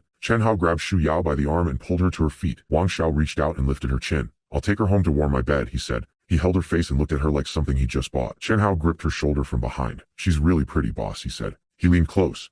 After you're done with her, can you pass her to us? Something locked tight inside my chest. I touched my forehead and let out a slow breath. Fine, I said. The supplies I just listed. I raised my hand. Add 50 more boxes of each kind. I put my hand on my chest. Is that enough? King's eyes went sharp. She saw an opening. She stepped forward. Are you serious? She said. You brought 40 million worth of supplies. She spread her arms wide. If you share everything with us, there's enough food for years. Auntie Chen raised a finger. This bad weather will last 1 year at most, she said. She turned to me. If you share your supplies with everyone now, she pressed her hands together with a bright smile. Everyone will be grateful to you forever. I didn't turn around. Take the deal, I said quietly. And don't push me. Wang Shao stepped right into my face. I'll push as much as I want, he said. What are you going to do about it? He shook his fist at me. I didn't move. The blonde one grabbed Shu Yao and dragged her back. Give it up, Lin Chuan, he called out. He grinned wide. You're never getting her out of here. I tightened my grip on the crossbow. Then I raised it. You're good at using the boss's name to scare people, I said. I held the weapon in both hands. A few days ago you brought your boys to my house. Remember how that ended? I looked at each of them one by one. Then I aimed the crossbow straight ahead. I don't want to fight today, I said. The bolt pointed right at the blonde one's face. Let her go. Before I change my mind. Let her go, I said again. No smile this time. The blonde one scratched his head. Last time you had your house to hide behind, he said. He pointed at me. Today you came alone. The whole group stood together, fists ready, shoulders wide. Chen Hao flexed his arm. Wang Shao's men are all trained fighters, the blonde one said. He put his hand on his hip. What are you going to do? How will you get out of here? He looked down at the crossbow in my hands. With that toy? Seems the lesson I gave you last time was not enough, I said. You really want to start something here? Wang Shao shouted. Shu Yao stood behind him with her head low. He walked through his men toward me. Someone handed him a butcher's knife. He took it. He gripped the blade and raised it to his face. I've never killed a person before, he said. A slow smile spread across his face. But now that I think about it, he stepped toward me, blade first. Killing a person and killing a pig, not much difference. He held the knife to his own neck and laughed. A blade right through here. He ran his thumb along the edge. Watching the blood spray out, that should be fun. Wang Shao was still grinning. He held the knife like a man with all the time in the world. Then Shu Yao screamed. A blade hovered near her face while someone held her in place. She grabbed Wang Shao's arm. I'll go with you, she said. Just let him leave. Please, please don't hurt him, she begged. Her fists were tight against her chest. Wang Shao looked at her and laughed. Well now, he said, the girl actually has real feelings for you. I kept the crossbow aimed at his chest. His knife didn't scare me. I didn't blink. I didn't move. Lin Chuan, Wang Shao said, give me all your supplies, then I'll let your woman go. He smiled down at Shu Yao. Simple trade, he said. How about it? I thought of the warehouse. Every box of food, water, and medicine I had stored. That was my lifeline. My grip tightened on the crossbow. Chen Hao leaned toward Wang Shao and whispered something I couldn't hear. I knew what they were after, not just the supplies, they wanted my safe house too. The most secure building in the area. Both of their eyes lit up. They wanted everything. Wang Shao stared me down from inches away. I held his gaze. He raised the blade toward my throat. I'll give you one last chance, he said. Hand over every last supply you have, he said, and the key to your safe house. His men stood behind him like a wall. Do that and I'll let you join my crew, he said. I'll even feed you. I aimed the crossbow at his face. His offer was a joke and he knew it. So? Wang Shao asked. What do you say? Chen Hao crossed his arms behind him. I covered my face and laughed. I couldn't help it. Take my supplies, take my safe house, and make me your little servant? I raised the crossbow. You really think I'm someone you can push around? Wang Shao narrowed his eyes.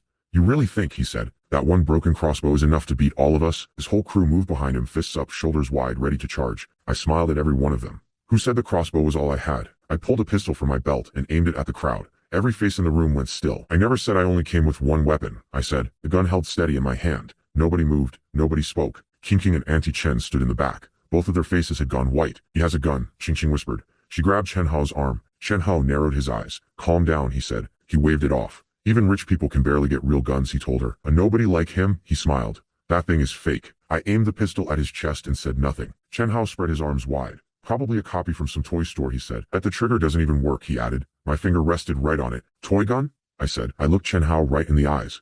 Wanna bet your life on that? His confidence cracked. He took a step back, but he pushed through it. Then shoot, he shouted. A second later, his hand went up. No, wait. I pulled the trigger. The bang shook the room. Qing screamed. Auntie Chen went pale. Is everyone okay? She asked. Smoke rose from a fresh hole in the floor right next to Chen Hao's boots. Chen Hao stared at me with wide eyes. Where did you get that? He whispered. I held the warm gun up with a small smile. Having a gun is against the law, right? That's right. Chen Hao pointed at me. I'll report you. I'll bring the authorities down on you. I remembered the day he came to my door. He had dynamite in his hands and a grin on his face. The world was already falling apart. Streets empty, buildings burning. There were no authorities left. You think anyone out there still cares about gun laws? I asked. You think anyone is coming to save you? Auntie Chen stepped forward. What do you mean the world is ending? She said. She smiled like she knew something I didn't. When order comes back, I'll report you myself. She pointed at me. You'll spend your whole life behind bars. I aimed the gun right at her. Then let's wait and see who's right, I said. I don't want trouble with any of you, I said. I just want to stay alive in this broken world, that's all. I turned the gun toward Wang Xiao's face. So let her go, and we all walk away. Wang Xiao stared down the barrel. So that's your hidden card, he said. No wonder you came here alone. I kept the gun steady and let the silence work. Chen Hao leaned toward Wang Xiao. Don't let him scare you, boss, he whispered. It's just one gun, Chen Hao said. Maybe 10 or 12 bullets. I listened to every word. My aim didn't move. We have dozens of men, Chen Hao said, arms wide open. He grinned.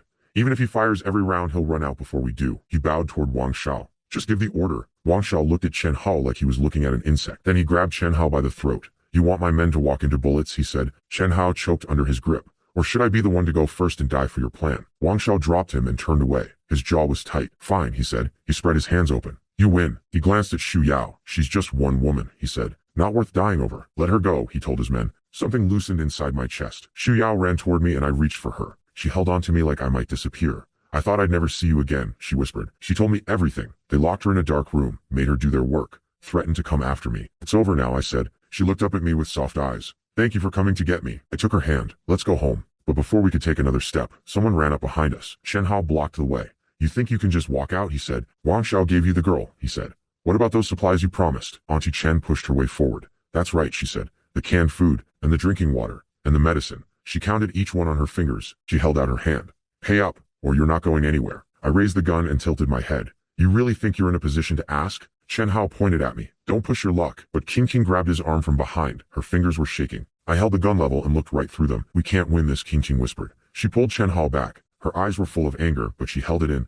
Let it go for now, she said. We'll find another chance. Xu Yao walked beside me. We headed for the door without looking back. Back inside, Wang Xiao's blonde man stood waiting. The scar on his face made his smile look wrong. Wang Xiao turned on him, his face tight with anger. You made me lose face today, he said. He grabbed the man by the throat. I won't forget that. The red-haired woman pressed her hands together, shaking. Break their legs, Wang Xiao ordered. All three of them. He waved his hand and walked away. Load the water onto the trucks. We're leaving. The blonde man clenched his fist. He was full of anger, but he pushed it down. He bowed low toward Wang Xiao's back. Please, he said. Give me one more chance. His hands squeezed together. I swear I'll make it up to you. His eyes sharpened. I know where Lin Chuan lives, he said. Wang Xiao stopped walking. You told me his security was too strong, he said. His shoes clicked to a halt on the wooden floor. This time is different, the blonde man said, pressing his fists together. His eyes were steady and sure. I can open his door. I guarantee it. I brought Xu Yao to the guest room. A clean bed, warm lamps, curtains drawn. The fridge was packed. Vegetables, meat, fruit, drinks. Every shelf full. She wouldn't go hungry here. This is your room now, I told her. Snacks are in the cabinet and the kitchen is yours whenever you want. She turned to look at me quiet for a moment. You'd really let me live here, she asked. I smiled. Why wouldn't I? If you don't want to stay, I'll take you home, I said. She shook her head and waved her hands. No, that's not what I meant. It's just, she said, looking down, you never used to let anyone near this place. Her voice dropped to almost nothing. She was thinking about what happened. How she'd shown her water power to strangers and got caught because of it. I almost dragged you into danger with me, she said. I put my hand on her shoulder. That's done now, I said. Don't carry that around with you. Going to save you was my choice. My choice. Nobody else's. Even if things had gone worse, I wouldn't change it, I said. But I had to say this too. Your heart is too soft, Xu Yao. In this world, that can kill you. She looked up at me and smiled gently. I know. I'll change, she said. I really will. That was enough for one night. Good, I said. Stop thinking about it. I turned for the door. It's late. Go to sleep. At the doorway, I stopped. Oh, one more thing. I could see the scratches and cuts across her arms and shoulders. There was a first aid kit on the shelf. Use that for your wounds, I said. Can you handle it yourself, or do you need help? She smiled a little and shook her head. She held both hands up. I'll be fine on my own, she said. All right, I'm heading upstairs, I said. My room is right at the top. I waved as I left. If anything happens, just call for me. I walked up the stairs. Hopefully this time she'd learn to be more careful. Downstairs, Xu Yao pressed a hand to her warm cheek. Her heart was still beating fast. She smiled to herself, her face still red. Lin Chuan, she whispered. Why are you so good to me? The next morning, I smelled food coming from below. Xu Yao was already at the stove. She stood there in my white shirt, frying eggs with a careful hand. I walked in from the hallway and stopped. For a second, I just stood there and watched. She was there in my kitchen, moving around like she belonged. I couldn't remember the last time anyone cooked in this house. She noticed me and smiled. "You're up," she said. A bowl of vegetable porridge sat on the counter, still steaming. She flipped the eggs one more time, holding the pan steady. "2 more minutes and we can eat," she said, holding up the spatula with a grin. "Go sit down," she told me. "I'll bring it over." I looked at her and felt something warm spread through my chest. Before she came, it was just me in this house. I never bothered with breakfast. Most days I barely even touched the kitchen. Lunch was whatever I could eat in 2 minutes. Now there was someone standing at my stove cooking real food. She turned around with a plate of eggs in her hands. She met my eyes and smiled, soft and easy. I looked away. My face felt warm, and I didn't know what to do with that. She was still watching me, close enough that I could see the warmth in her eyes. She held out the plate. "Here," she said softly. "Try the eggs." Then she held up her old clothes with a small laugh. "They were covered in blood and dust. I washed them last night," she said, "but they're still drying outside. Your shirt was the only thing I could wear," she said.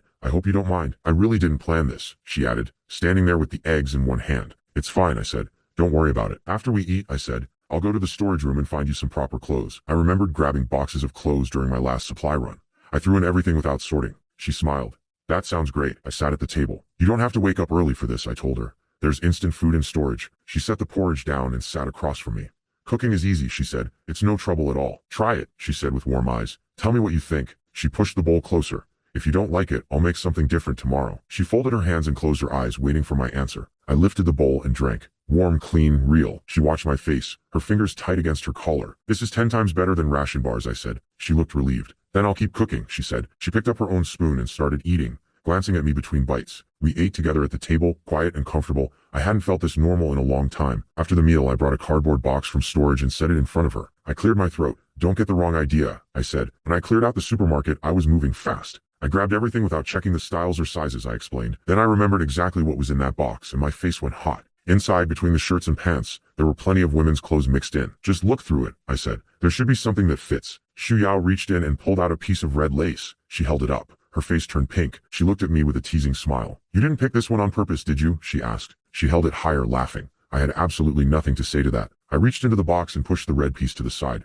"That one was an accident," I said. "It got mixed in with everything else. Just ignore it." "That thing was not an option. Not in this lifetime. Everything else is normal," I said. "Pick whatever fits." She smiled and closed her eyes, perfectly happy. "I'll go dig through storage," I told her. "Maybe there's more in there." I turned and headed for the stairs, hoping the next box had fewer surprises. I took the steps quickly, trying not to think about it. After he left, Xu Yao picked up the red piece again. She held it in front of her, smiling to herself. Maybe it wasn't so bad after all, she thought. Across the neighborhood, a cup of instant noodles sat alone on a table. 2 women sat on a couch, one older with curly hair, one younger with red hair. Both were eating the same cheap noodles they'd had all week. The red-haired woman stirred her cup with chopsticks. Every bite tasted the same. "I haven't seen a single vegetable in days," she said. Her face was turning green. The older woman looked at her, lips tight. Even her mouth had blisters from all the salt. "Be thankful you have anything to eat," the older woman said. "Outside, most people couldn't even get a bowl of warm soup." "Stop complaining," she added. "The Lin family definitely has vegetables." She imagined boxes full of fresh fruit and vegetables, stacked high and overflowing. The red-haired woman narrowed her eyes. "You saw it yourself yesterday, didn't you?" she said. Lin Xuan had been eating like a king. Hot dishes, meat, watermelon, and a cold drink, all on one table. His face had even gotten rounder. "Enough," the blond man cut in from his chair. He raised a hand to silence them. Everyone knew the Lin household had more supplies than anyone in the area. "We're already looking for a way in," the blond man said. He pictured Lin Xuan's front gate, reinforced steel, every door and window sealed tight, his fist clenched. He was done sitting around and waiting. The older woman leaned toward him. "Will Wang Shou really agree to help us?" she asked. "What if he changes his mind at the last second?" she said, hands open. Her eyes went sharp. "Or what if he doesn't come at all?" Both women sat in heavy silence. They were almost out of everything. Their last box of noodle cups was nearly empty. A few were all that was left. "I had to beg old Zhang for these," the older woman said quietly. The blond man sat forward. "If Wang Shou wants Lin Xuan's supplies, he has no choice but to work with us." "This time," he said, his eyes cold, "I will not let Lin Xuan live in peace." Later that day, I sat on my bed and rubbed my eyes. Then I turned my head and stopped breathing for a second. Xu Yao was right there, in the red outfit, on my bed. "Why are you on my bed?" I managed to say. She covered her mouth and laughed, her face bright red. "You saved me twice," she said softly. "I want to repay you, but right now I have nothing else to give," she added, looking away. She turned back to face me. The room felt very warm all of a sudden. "Does it look good?" she asked. My face was burning. I tried to think of something clever. Nothing came out. I stood up from the bed. "You have a superpower," I said, keeping my voice steady. "You can create water. If you really want to repay me, just use your power to help me when I need it." I stepped back and gave her space. "You don't need to do anything like this," I said, raising my hand. She tilted her head. "But all your water tanks are already full," she said. "You don't need water." She had a point, but drinking water wasn't what I had in mind. "I don't need you for drinking water," I explained. "I have something much more important planned." I smiled. She listened carefully, her eyes serious now. "Wherever you need me, I'll be there," she said. "Just tell me what to do," she said, pressing her hand to her chest. I'll do it. Then a loud bang hit the front door. Shu Yao's head turned fast. Is something happening outside? She asked. I already had a good idea who it was. The blonde man stood outside my door with a huge sledgehammer over his shoulder. Stop hiding, Lin Chuan, he yelled. He swung the hammer at the entrance with everything he had. Open the door now or today is your last day, he screamed. I walked outside and put my hands on my hips. Wasn't last time enough for you? I said. All three of them stood in my yard, the red-haired woman, the blonde man, and the older lady. And you still dare to come to my door, I said, spreading my arms. The red-haired woman stepped forward with a smile. Before was just bad luck, she said. This time we came fully prepared, she added. So they actually made a plan. Interesting. I pointed at her. All right, now I'm curious, I said. The blonde man turned to face me. Your doors and windows are reinforced, he said. He grinned through the glass. But the walls aren't. Open the door, he said, holding the hammer tight, or we'll smash through the wall. He gripped the handle with both hands, ready to swing. I crossed my arms and looked at him. So this was their big idea. Can't break the doors. Can't crack the windows. So now they want to tear down the walls. Sure, I said, standing tall. Go ahead and try. I turned to face all of them. Let's see if any of you can put a single crack in my wall. The glass walls behind me caught the sunset light. Not a scratch on them. Then someone pointed a gun. A new voice arrived. Wang Shao stepped into the yard. He looked at me with nothing but hate in his eyes. You dared to threaten me yesterday, he said, raising his fist. Today, we settle everything. He turned to his men. 3 of them stood in a line, waiting for the order. Whoever breaks through the wall first, Wang Shao shouted, gets a full rack of ribs. In this world, fresh meat was worth more than gold. I walked back inside, dropped onto the couch, and put my hands behind my head. Let them swing all day. I had nowhere to be. Shu Yao ran in, pointing toward the front. They're hitting so hard, she said. What if they actually break through? What if they really smash through the wall? She asked, her face tight with worry. I stood up and looked at her. We haven't eaten today, I said. Are you hungry? I reached my hand toward her. Come on, let's get something to eat. She blinked. How can you ask about food right now? She said. She stared up at me. People are trying to break into your house, and you're thinking about eating? I turned and walked toward the kitchen. She followed me to the fridge. I opened both doors wide. Inside was everything. Fruit, vegetables, drinks, leftovers. More than enough for 2. I handed her a slice of watermelon and a strawberry cake. Something sweet, I said. It'll help you relax. She looked at me with wide eyes. They're smashing your walls outside, and you don't care at all, she asked. She held the plate of cake, still confused. But I wasn't worried. My walls could handle anything those fools brought. I held out the watermelon to Shu Yao. Relax, I said. Sit back and enjoy the show. Outside, Wang Shao's crew kept swinging their tools at the walls. Bats, hammers, even a welding mask. None of it mattered. Their arms were shaking. Through the glass, not a single crack. Not even a tiny mark. 3 of them stopped to catch their breath. Knife, hammer, and fists, all useless against my walls. Wang Shao stormed over, furious. Already tired? He shouted. I gave each of you a bun this morning. He looked at his men like they were garbage. They could barely stand up straight. Hit harder, he screamed through his teeth. Near one man's boots, a knife lay flat on the ground. The blade was bent and cracked. The red-haired woman walked over and bent down to look. She stared at the ruined blade in the dirt. The blade is destroyed, she cried, her hand on her chest. How is that possible? She turned toward the glass wall. Not a single scratch on it. The wall was perfectly clean. Wang Shao turned on the blonde man. He held up the broken blade. You, explain this. What is going on? Wang Shao demanded. You promised me you could break this wall. He pointed the broken blade at the blonde man's face. You swore it would be easy. The blonde man stared up at the ruined blade. He had nothing to say. It must be your men, the blonde man said finally. They're not strong enough. Wang Shao jabbed the broken knife at him. My men, not strong enough? He pointed at one of his fighters, a man whose arms were thick as tree trunks. Every one of them can pull a truck. You dare call my men weak? Wang Shao growled, his fist tight under his chin. The truth was simple. Nobody had eaten a proper meal in days. Even a bowl of hot noodles was just a dream now. The woman in the floral robe stepped forward. It's not that they're lazy, she said gently. They just haven't eaten enough. She pressed her hands together and gave Wang Shao a hopeful smile. Maybe if we push a little harder the wall will break? Wang Shao didn't want to hear it. He grabbed the sledgehammer himself. Get out of my way, he said, gripping the handle tight. All of you, useless. He raised the hammer over his head and slammed it into the glass wall. I refuse to believe this wall can't be broken, he roared, winding up for another swing. Inside, Shu Yao and I watched from the red couch. They won't get through, I told her. She smiled a little, but the worry was still there. They keep coming every few days, she said. Tomorrow they'll come up with a new plan, she said. This is going to keep ruining our peace. She sat with the cake plate in her lap. I couldn't argue with that. You're right, I said. They couldn't hurt us. But having them show up every day screaming, that was getting old. I tapped the side of my head and thought about it. Go inside, I told her. I'll figure out how to end this. Outside, the hammer crashed into the wall with everything Wang Shao had. Sparks flew everywhere. He leaned on the hammer, panting. The wall was harder than a steel safe. He could feel it in his hands. The blonde man walked over. The wall is built with military material, he said. That's why nothing works. Wang Shao kicked the ground hard. Lin Chuan, that little punk, he turned this whole place into a fortress, Wang Shao growled. His teeth pressed together. The villa stood wrapped in glowing blue energy. Every wall, every window built to be unbreakable. But then Wang Shao's face changed. The anger slowly turned into a grin. A fortress, he said. Even better. He stepped forward, his shoes pressing into the cracked earth. Once we get rid of Lin Chuan, he said, looking at the house, this fortress becomes ours. He stared at it like he already owned it. He spread his arms wide. No matter how bad things get outside, we'd live safe in there. He pulled the blonde man and another fighter close. The decision was made. Then he turned to the blonde man. You said you found help, Wang Shao said. Where is he? How come he's still not here? Wang Shao demanded. A pair of brown leather shoes stepped through the dust. Don't rush, Mr. Wang, a calm voice said. A bald man appeared in a tan suit and dark sunglasses, beads around his neck. He looked at the villa and his grin got wider. He liked what he saw. He walked up to the group. Wang Shao, the blonde man, and the red-haired woman all turned to face him. So this is Lin Chuan's villa, the bald man said, studying the building. He raised a hand to his forehead and looked it over top to bottom. Even nicer than in the photos. The red-haired woman pressed close to him. You have no idea how terrible Lin Chuan is, she said sweetly. He has boxes full of supplies, she told him. Food, water, medicine, everything. But he refuses to share even a little, she added, her eyes soft and innocent. She pressed her hand to his chest and looked up at him. I'm so hungry, she whispered. The bald man's face turned cold. He dares bully you? He said quietly. He wrapped his arm around her. Don't worry, he said. I'm here now. I'll handle everything. Behind those glasses, his eyes were hard. His mind was already made up. The blonde man stepped between them. Mr. Wang, let me introduce you, he said. He pointed. This is Brother Biao. Wang Shao looked him up and down. I've heard of you, but aren't you a money man? Wang Shao grinned. What can a businessman do for us here? Don't tell me you also know how to break into safe rooms, he said, half joking. Biao shook his head with a calm smile.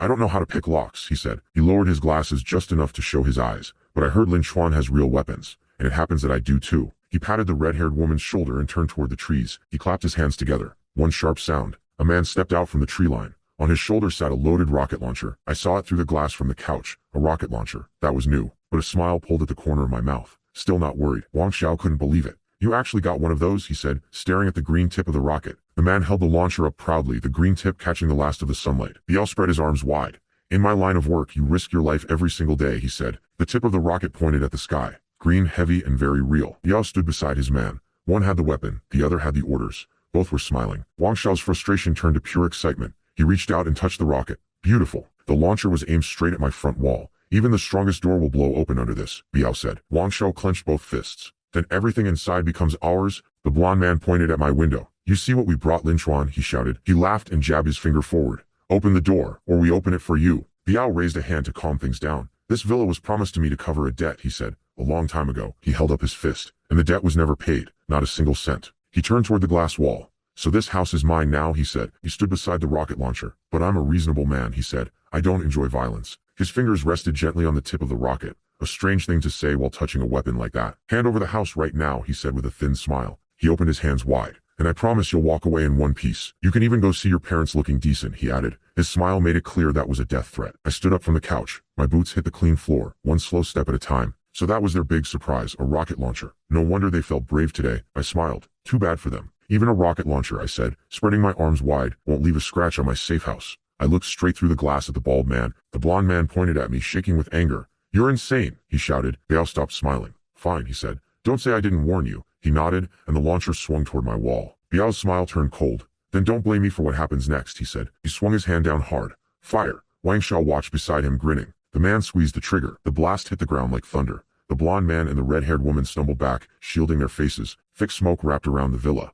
But when it began to clear, the glass wall stood untouched. The red-haired woman stared. How? She whispered. What is this house made of? She said. Even a rocket can't break through. The blonde man stood next to her, just as lost for words. I raised one finger and smiled. I already told you, I said. Not even a heavy cannon would do more than shake the walls. I crossed my arms. They could waste everything they had. Nothing would change. Wang Shao punched the air outside. This house is harder than stone, he shouted. He stared at the launcher, then at the untouched wall. The rocket did nothing. So we just stand here, he yelled. Watch him sit inside and laugh at us. The red-haired woman placed a hand on his arm with a calm smile. Relax, she said. Biao still has a plan. The blonde man nodded behind her. That's right, he always has a backup. An older woman in a floral dress smiled wide. My son always finds another way, she said proudly. The blonde man stood with his arms folded. Don't worry, cousin, he said. He turned to face Wang Shao. Today won't be wasted. I promise you that. Then he looked at Biao. The people I asked you to bring, they're here? Biao's eyes went sharp behind his glasses. 2 old people halfway to the grave, he said. That wasn't hard. The launcher hung low, useless now. Why would it be? Biao added. He smiled beside his man. I brought them already. The blonde man grinned and put his hands on his hips. Good. He turned back toward the glass. Through it, he could see Lin Chuan and Xu Yao standing inside. Your safe house is tough, Lin Chuan, he called out. He rubbed his chin slowly. But tell me, are you sure there's nobody out here you care about? Behind the trees, hands shoved someone forward. A thick grip landed on an old man's shoulder and forced him down to his knees. Inside, Xu Yao gasped, Her heels hit the floor fast as she ran toward the glass. Two old people knelt in the dirt outside. A guard held them both from behind, an old woman in blue, an old man in a black suit. The old woman was crying. Yao Yao, she called out, her voice cracking. Are you okay? Shu Yao pressed both hands flat against the glass. Mom, she whispered. Dad? Her fingers curled against the cold surface. She couldn't reach them. How are you here? She cried. How did they find you? Her father's voice came through, tired and distant. The harvest was good this year, he said. We stayed at the old house, just like you told us. The old couple stood between the guard and the dead trees. We never even left the village, her mother added quietly. Then these men broke in, her father said. His face was pressed to the ground, a boot near his head. They grabbed us without a single word. Yao looked down at the old couple and smiled. So these two are your parents, he said. Shu Yao slammed her fist against the glass. Don't touch them, she screamed, tears running down her face. She pressed her hand over her mouth, trying to hold back the sobs. If you want something, come for me, she choked out. The blond man strolled toward the glass, the red-haired woman at his side. I noticed how nervous you got about Shu Yao, he said, his grin stretched wide. You really do care about her, don't you? The red-haired woman tilted her head. Now look at her suffer, she said. Does it hurt? He spread both arms out.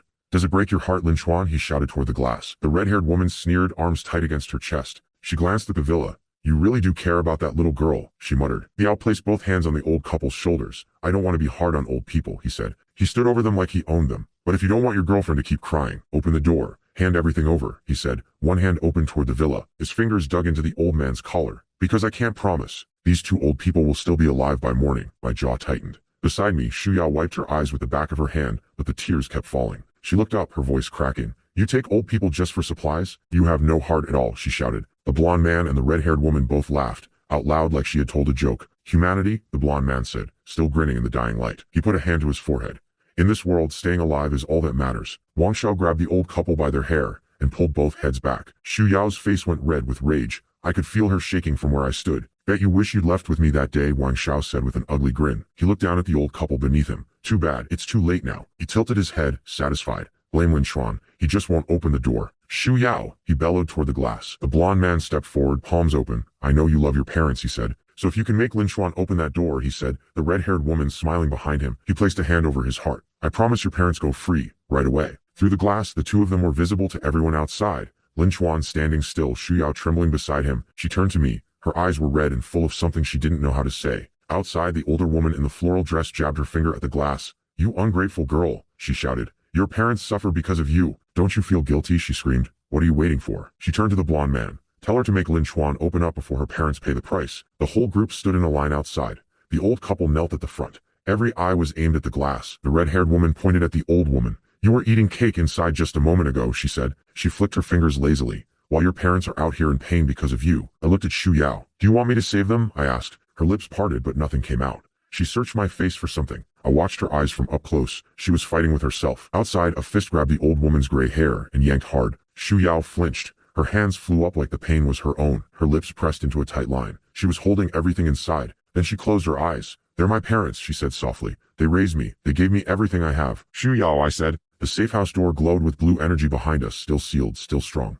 You know what happens if I open that, I said. She reached for my arm. Her touch was light and careful. Please, she said. Save them. Behind her eyes, I could see it. Her parents' tired faces, their pain, their silence. I can't just watch them get hurt in front of me, she said, her voice firm now, her eyes locked on mine. So I'm asking you, please. My fist tightened at my side. Outside, the blond man laughed and leaned back. Lin Chuan, he called. The red-haired woman smirked beside him. What are you waiting for, he shouted, jabbing his finger at the door. Open up already. He gave a thumbs up. Let us in. The red-haired woman clapped her hands together. Finally, the red-haired woman said, eyes bright. No more instant noodles. She closed her eyes and sighed happily. Hot pot steak. I can't wait. But Shu Yao turned back to me. I also know, she said quietly, that once you open that door, you'll be in danger. They could kill you. I can't let you risk your life, she said, just because of my parents. Her eyes filled again. I won't push you into that. She turned, walked to the glass door and dropped to her knees. I'm sorry, Mom, Dad, she said. Your daughter is not a good daughter. I brought all of this on you. She knelt there with her head low. I made you suffer so much, she whispered. I stood behind her. Not a word left my mouth, but Lin Chuan saved my life, she said, tears running down her face. She was on the floor at my feet, head low. I can't hurt him just to save you. Your daughter really can't do it, she whispered. Her voice was barely there. I stood behind her. She had chosen me over her own parents. Outside, the woman in the floral dress threw her arms open. Ungrateful, she screamed. You'd throw away your own parents for some man you barely know? The blond man stood behind her watching. Shu Yao's parents stayed on their knees in the dirt. Their faces said everything. Shu Yao stared out through the glass at them. I could feel the weight pressing down on her. Dark rooms, cold floors. Shu Yao had lived through worse than this, and her own family had put her there. She got to her feet and stretched a hand toward me. None of this is Lin Chuan's fault, she said. Her voice was sharp now. Outside, Wang Shao crossed his arms and laughed. Ungrateful, all of you, he said. He looked at one of his men and nodded. The man pulled out a knife. The blade passed between their hands. Big, heavy, sharp. A fist grabbed the old man by the collar and pulled him close. Wang Shao pressed the blade flat against the old man's throat. Let's see how tough you stay, he said. Xu Yao squeezed her eyes shut. Stop, she cried. The knife rested against the old man's neck. He didn't move. He didn't breathe. I walked up to the glass and raised my hand. The whole crowd outside turned to watch. But I didn't reach for the lock. I turned to Xu Yao and placed my hand on her shoulder. Outside, someone grinned, wide and ugly. Lin Chuan, the voice said. You finally came to your senses. The bald man in the tan suit smiled and opened his hands. You finally made the right choice, he said. They all thought I was giving in. I took Xu Yao's hands in mine and looked at her. She looked back, confused but trusting. Outside, Fangxing narrowed her eyes at us through the glass. What does he even see in that girl? She muttered. She waved her hand lazily, the blonde man standing beside her. She's nothing compared to me, she said. She pointed straight at the glass. Lin Chuan, you're blind, she shouted. I pulled Xu Yao close. Let them say whatever they wanted. Wang Shao leaned forward, his face red. Enough stalling, he barked. He stood over the old couple, grinning down at them. Open that door and let us in, he demanded. He raised the knife above his head and turned to his men. Get ready, boys, he roared. They cheered behind him. One of the thugs jumped with his fist in the air, already celebrating. 3 more stood together, arms raised, grinning like they had already won. I rested my chin on my hand and smiled. Don't you think you're celebrating a little too soon? I said. I waved my hand toward the sealed door. Xu Yao stood beside me, smiling too. I never planned to open it, I said. I thought about all the food inside. The hot pot, the beer. You want to eat my food? I said. Keep dreaming. Through the glass, I saw Chen Hao's eyes go dark. Blood ran down his face. What did you just say? He growled. I smiled right at him. Xu Yao crossed her arms beside me. What made you think, I said, that you could threaten me in my own home? The safe house glowed behind me, its shield still strong. I pulled out my phone and pressed the red button on the screen. Arrows. Dozens of them. They shot from hidden launchers all across the yard. Chen Hao and Wang Shao stumbled back. Arrows buried themselves in the dirt all around them. I looked at Xu Yao and gave her a small nod. Go get your parents, I said. She ran to them. Her hands found her mother's arms, and she pulled her up gently. Chen Hao turned to face me, his voice tight. Your house has hidden weapons too, he said. If I stayed inside you couldn't touch me, I said. The safe house sat behind its energy shield. Chen Hao wiped the blood from his lip and grinned. But now you came outside, he said. His men lay flat on the ground. The arrows had already done their work. He stepped toward me, fists tight. Wang Shao will never forgive you for this, he said. He turned to the big man beside him. Right, Wang Shao, he said. Wang Shao's face twisted with rage. Lin Chuan, he screamed. He jabbed his finger at me. You killed my men. I'll never let this go. I looked at him and smiled. You come after me again and again, I said. I pointed right back at him. You got it wrong. It's me who won't let you go. I held his stare. It was time to change the rules. The bald man spread his arms and laughed. Change the rules? Big words for a small man, he said. Wang Shao stood beside him. He looked at the crossbows lying on the ground. That's probably the best you've got, he said. Chen Hao shrugged. A guy with no connections, he said. Getting one gun and a few crossbows is probably your limit. He was still smiling. Xu Yao placed the rifle in my hands. My fingers closed around the grip. I held it up for everyone to see. Still want to keep looking? I said. I have plenty more. The barrel pointed straight at Chen Hao. His smile vanished. Where did you get that? He said. His voice cracked. I remembered. He had stood at my door once taking a box of my supplies right out of my hands. That was where it all started. I looked through the scope. So let's start with you two, I said. The ground in front of them erupted. Fire and smoke swallowed everything. From stealing my supplies to bombing my door, all of it was Chen Hao and Fangxing. Chen Hao's face filled my crosshairs. Sweat ran down his forehead. Fangxing hit the ground on her knees. It wasn't me, she screamed. She pointed at Chen Hao from the dirt. It was all his idea. He tricked me into it. He told me you were easy to push around. She kept pointing. He made me follow his plan. She pressed her hand to her chest, eyes wide. I didn't know anything, she cried. All those supplies in my warehouse. That was what they had always been after. My finger found the trigger. I don't have time to listen to you two blame each other, I said. The bullet cut through the air. 4 holes appeared in Wang Shao's purple shirt. He looked down at his own chest. Xu Yao held a rifle beside me. Will they come back? She asked. I kept my eyes forward. Maybe, I said. People like them don't learn easy. But don't worry. I have plenty of ways to handle them. Inside, the old man held his stomach. It had been a long time since his last meal. Let's eat first, I said. The food was already waiting. Xu Yao's mother pressed her lips together, trying not to cry. Xu Yao looked at me, a small smile breaking through. Can my parents live here too? She asked. Of course they can, I said, and held out my hand. You stood by me today, I said. You didn't trade my life for theirs. I trust that you won't turn on me. She placed her hand over her heart. Every word I said today was real, she said. Behind her, her parents stood side by side. For the first time, they looked at peace. You saved me twice, she said softly. And now you're protecting my family. I'll remember this for the rest of my life. She met my eyes and held them. I will never do anything to hurt you, she said. I put my hand on her shoulder. I know, I said. Let's not stand out here, I said and smiled. Take your parents inside. Hot food waited on the table.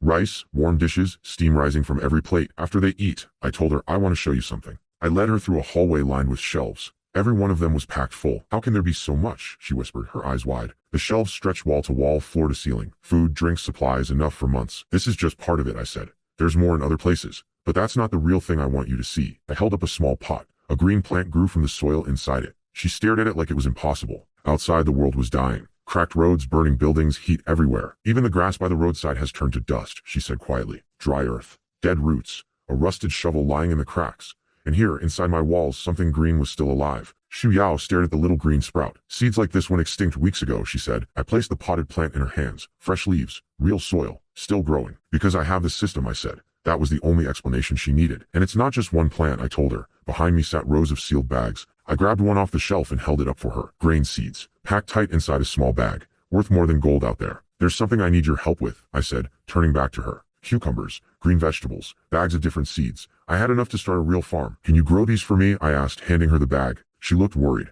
Even if we have seeds and water, she said, the temperature outside is close to 50 degrees. The thermometer on the wall proved it. The earth outside was nothing but dry cracks. No soil left. No life. Plant them out there and they'll die in a day, she said. She was right. What if we don't plant them out there? I said, holding up the seed bag with a smile. I led her to the large building behind the main house. Inside was a full greenhouse. Vegetables in rows, wheat on one side, digital screens tracking everything. She checked the thermometer. Around 20 degrees inside. Her eyes went wide. Not hot. Not cold, I said. All year round. Outside, the city was burning. Inside, we had cool shelves full of supplies. Two different worlds. She held the plant gently and smiled. This place really is perfect for growing things, she said. The proof was all around us. Green lettuce, red tomatoes, tall wheat, all alive under the lights. I'm planning to build a bigger base, I said. The whole place will stay at this temperature. The supply room was already full. Glass doors, clean shelves, everything organized and ready. Good enough for people to live in, I said. And good enough for plants to grow. She formed a ball of water between her palms. That was her power. And I needed it. Tomato, broccoli, carrot. I had seed packets for all of them. Your water plus my seeds, I said. We can grow more food than we'll ever need. We won't have to depend on stored supplies forever. She turned to me. You want to grow all this to save more people? She asked. Is that why you're doing this? She sounded surprised. I looked at her for a moment. Honestly, I said. At first I didn't plan to worry about strangers. But I understood what would happen if everyone ran out of food. People would turn into monsters. The city would die. Everything we built would disappear. People would kill each other over a single box of supplies. And after that, things would get much darker. Things I didn't even want to think about. I could defend myself against Chen Hao and his gang, but not against thousands of people who had nothing left to lose. No amount of supplies or weapons could hold against that many. One person sitting on a pile of food would not survive for long. Shu Yao stood there quietly. She understood the problem now. She set the plant down on the shelf. I'll do it, she said. I'll help you. I want to try, she said, and her voice was steady. I waved my hand toward the shelves of seed bags. The base location and construction, I'll handle that soon. I'll get everything ready as fast as I can. But for the next few days, I need you here, I told her. I pointed at the rows of seed bags on the table. Sort them, I said. Find out which seeds are strong and which ones grow fast. Your parents worked the fields their whole lives, I said. They know more about this than we do. If the plan worked, we'd have shelf after shelf of living, growing plants. Enough to change everything. She hesitated. Can I tell them about the plan? She asked quietly. Once the base is built, yes, I said. We'll make sure everyone finds out. I'd use every way I could. Messages, news, whatever still worked. And there's one more thing, I said. I had been thinking about this for a while. I looked right at her. I want you to be the leader of the new base. She pointed at herself, eyes wide. Lin Chuan, are you serious? She asked. I took her hand and held it. Not at all joking, I said. You're the person I trust the most. You think about everyone, not just yourself, I said. That's rare these days. You're better suited for this job than I'll ever be. She looked down, a soft warmth in her expression. She believed me. And your power, I said. People already know what you can do. I put my hand on her shoulder. They'll follow you. I could picture it clearly. A crowd of people with their hands raised, finally believing in something again. But my personality, she said, looking away. She still doubted herself. You were too gentle before, I said. I know that, but she had been through so much already. Threats, betrayal, violence, none of it had broken her. I've watched you change, I said, and the person you became is exactly who this base needs. You don't see it yet, I said, but you already have the strength to lead. So trust me on this, I said, and waited for her answer. Her eyes shone. Lin Chuan, she said, don't worry. She raised her fist and stood tall. I won't let your trust go to waste, she said. Somewhere across the city, a woman in a floral dress sat beside her son's bed. She held out a small bag. I saved these cookies, she whispered. It's all I have left. Just a handful of cookies in a thin plastic bag. That was the last of her hidden food. Eat them quick, she said, glancing nervously at the door. Before Fang Qing and Zhang Biao find out. Chen Hao took the bag and opened it. His stomach had been empty for days, but he held the bag back toward his mother instead. She shook her head. She closed her eyes and pressed her lips together. She would rather starve than take food from her son. The door slammed open. A red-haired woman walked in with a bald man and sunglasses right behind her. See, she said. I told you they were hiding food. The bald man stepped forward. Chen Hao's mother moved between them. I saved these myself, she said. They're for my son. You have no right to take them, she shouted. Behind her, Chen Hao's jaw tightened. The bald man shoved her aside with one arm. Get out of my way, old woman, he growled. He grabbed the bag of cookies and squeezed it in his fist. I've been watching them for days, Fang Qing said from behind him. I came the second I saw them sneaking food. The bald man grinned wide. Behind him, Fang Qing waited for her reward, half a cookie. That was all she dared to ask for. The bald man held what was left of the bag, looking down at it. He had no plans to share. The cookies lay scattered on the dark floor. A hand reached for them in the silence. The bald man was face down on the ground, blood on his head, his glasses cracked. He wasn't breathing. Chen Hao stood over the body and pointed down. Shut your mouth, he said, his voice cold and sharp. He turned his finger toward Fang Qing. Keep screaming and you'll end up right next to him. Her face went white. Please, she cried. It wasn't my idea. Zhang Biao forced me to do it. She threw herself to the floor beside the body, still making excuses. She pressed her forehead to the ground. Please forgive me, she whispered. Chen Hao looked down at her without pity. Stop the act, he said. Wang Xiao was dead. Zhang Biao was dead. The two men who once ran this group were both gone. Chen Hao crossed his arms and bit into a cookie. I'm the only one left who can keep you alive, he said. So be smart. Chen Hao stared down with blood still on his face. Don't even think about trying anything, he warned. Fang Qing sat on the floor at his feet.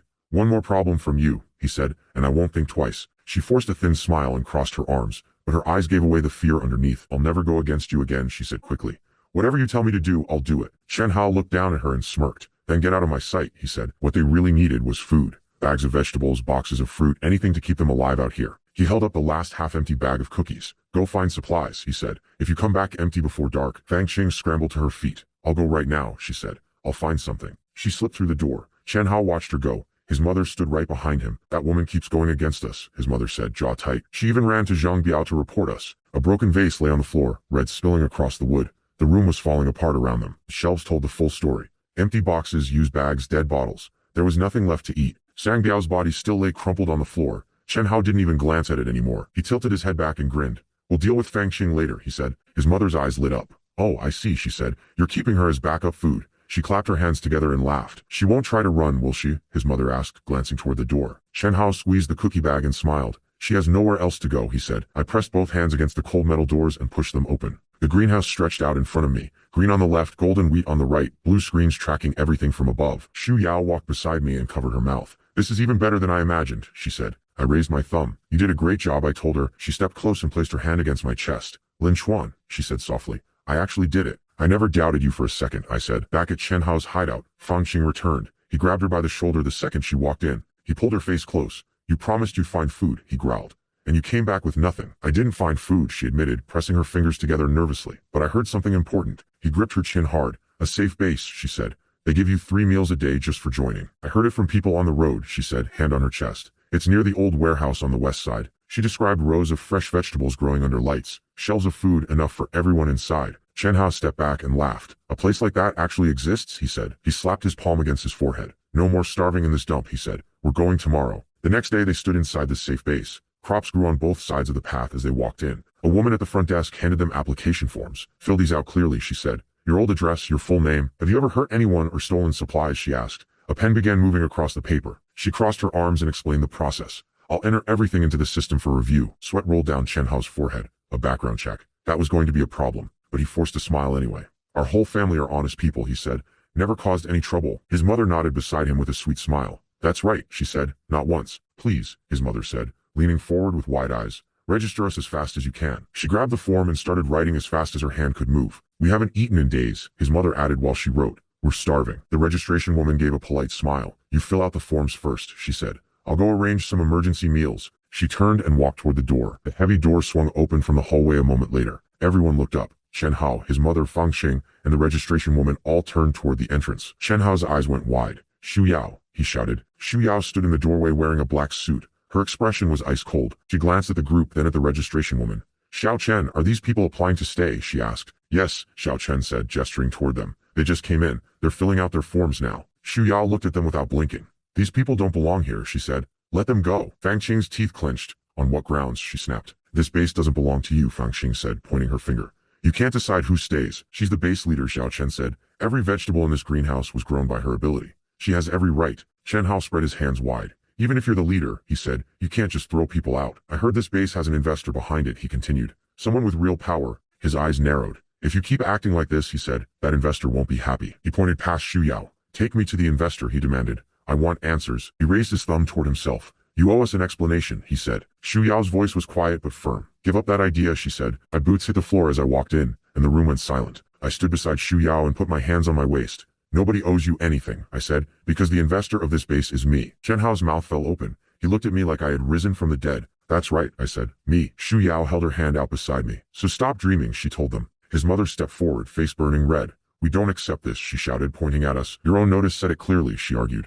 As long as someone has good character, they can join. The rules were posted right on the wall. Rule 1. Good behavior, no bad history, no name on the blacklist. So where did we fail? She yelled, jabbing her finger at my chest. I leaned back and let myself smile. Good character, I repeated slowly. Do you really think you have that? Ask yourselves honestly, I said. I pointed straight at them. All those ugly things you've done, I said. Should I list them one by one? I held my arm out. Shu Yao stood behind me with her arms folded, watching. His mother tried to look small and innocent. We're just ordinary people, she said softly. It was dangerous out there, she pleaded. We only wanted to survive. Others attacked us first. She pressed her hand to her chest. We are the real victims here, she said. I thought about what Chen Hao had done, stealing food from an old woman too weak to fight back, carrying her last bag of rice on his shoulder like a prize. Wang Xiao, face down on the floor, killed by someone he thought was a friend, and Jiang Biao.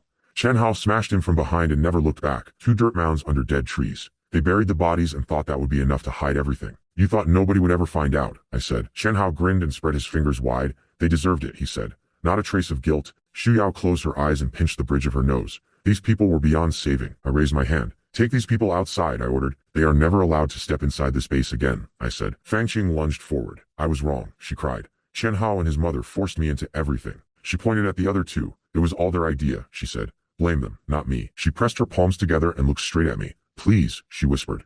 Just one chance. I can farm, she said. I can carry water. I'll do whatever work the base needs. I won't cause any trouble, she said. I swear it. Chen Hao hit the dry ground outside the walls, thrown out with nothing. After they were gone, I turned to Shu Yao. Do you think I was too harsh? I asked. She looked at me with a calm smile. They brought it on themselves, she said, and if we let them stay, she continued, glancing at the greenhouse behind us, someone would end up dead inside these walls. She was right. I knew she was right. Outside the base, Chen Hao barely got to his feet before an angry crowd found him. A large man with a bat stepped forward. Finally, the man said, I've been looking for you. Chen Hao's mother grabbed his arm from behind. What do you want? She screamed at them. Her eyes went wide with fear. This is right outside the safe base, she shouted. You wouldn't dare. The man pointed straight at them and stepped closer. He looked like he very much would dare. Outside the walls, a man stepped forward with a kitchen knife in his hand. The city behind them was dead. Every tree was dry. The heat had taken everything. You told us the heat would pass in 2 weeks, he shouted at Chen Hao. You said not to store too much food, but the heat never stopped, and the food ran out. Tears ran down his face. My wife starved to death because I believed you, he said. He pointed the knife at all 3 of them. Fang Qing, Chen Hao's mother, and Chen Hao. You killed her, he said. Another man grabbed Chen Hao by the collar and pulled him close. I used to call you brother, he shouted. He held up a water bottle with one hand and wiped his eyes with the other. I went out to find water for my family, he said. And while he was gone, Chen Hao walked into his home and took their last half bag of rice. He was smiling when he did it. My son didn't eat for 3 days, the man said. The boy lay weak in his arms, barely moving. He clenched his fist and stepped toward the 3 of them. People like you deserve everything that's coming, he said. Fang Qing pressed her back against the wall. It was all Chen Hao and his mother, she said quickly. I didn't do anything. The knife came closer. I swear, she said, her voice shaking. None of this was me. The blade came down. Shu Yao and I walked out from the base together. Fang Qing and the others were on the ground in front of us. Nobody was getting up. They hurt everyone around them, Shu Yao said quietly. And in the end, they only destroyed themselves. She turned to me. Do you think this world will ever go back to normal? She asked. I looked out at the empty city. The sun still burned above the dead streets. As long as we hold this base, I said, and protect the people beside us, we will make it through. She smiled. So did I. She took my hand and I held on tight. We stood there together, looking up. The sky was getting brighter. Things would get better. I was sure of it.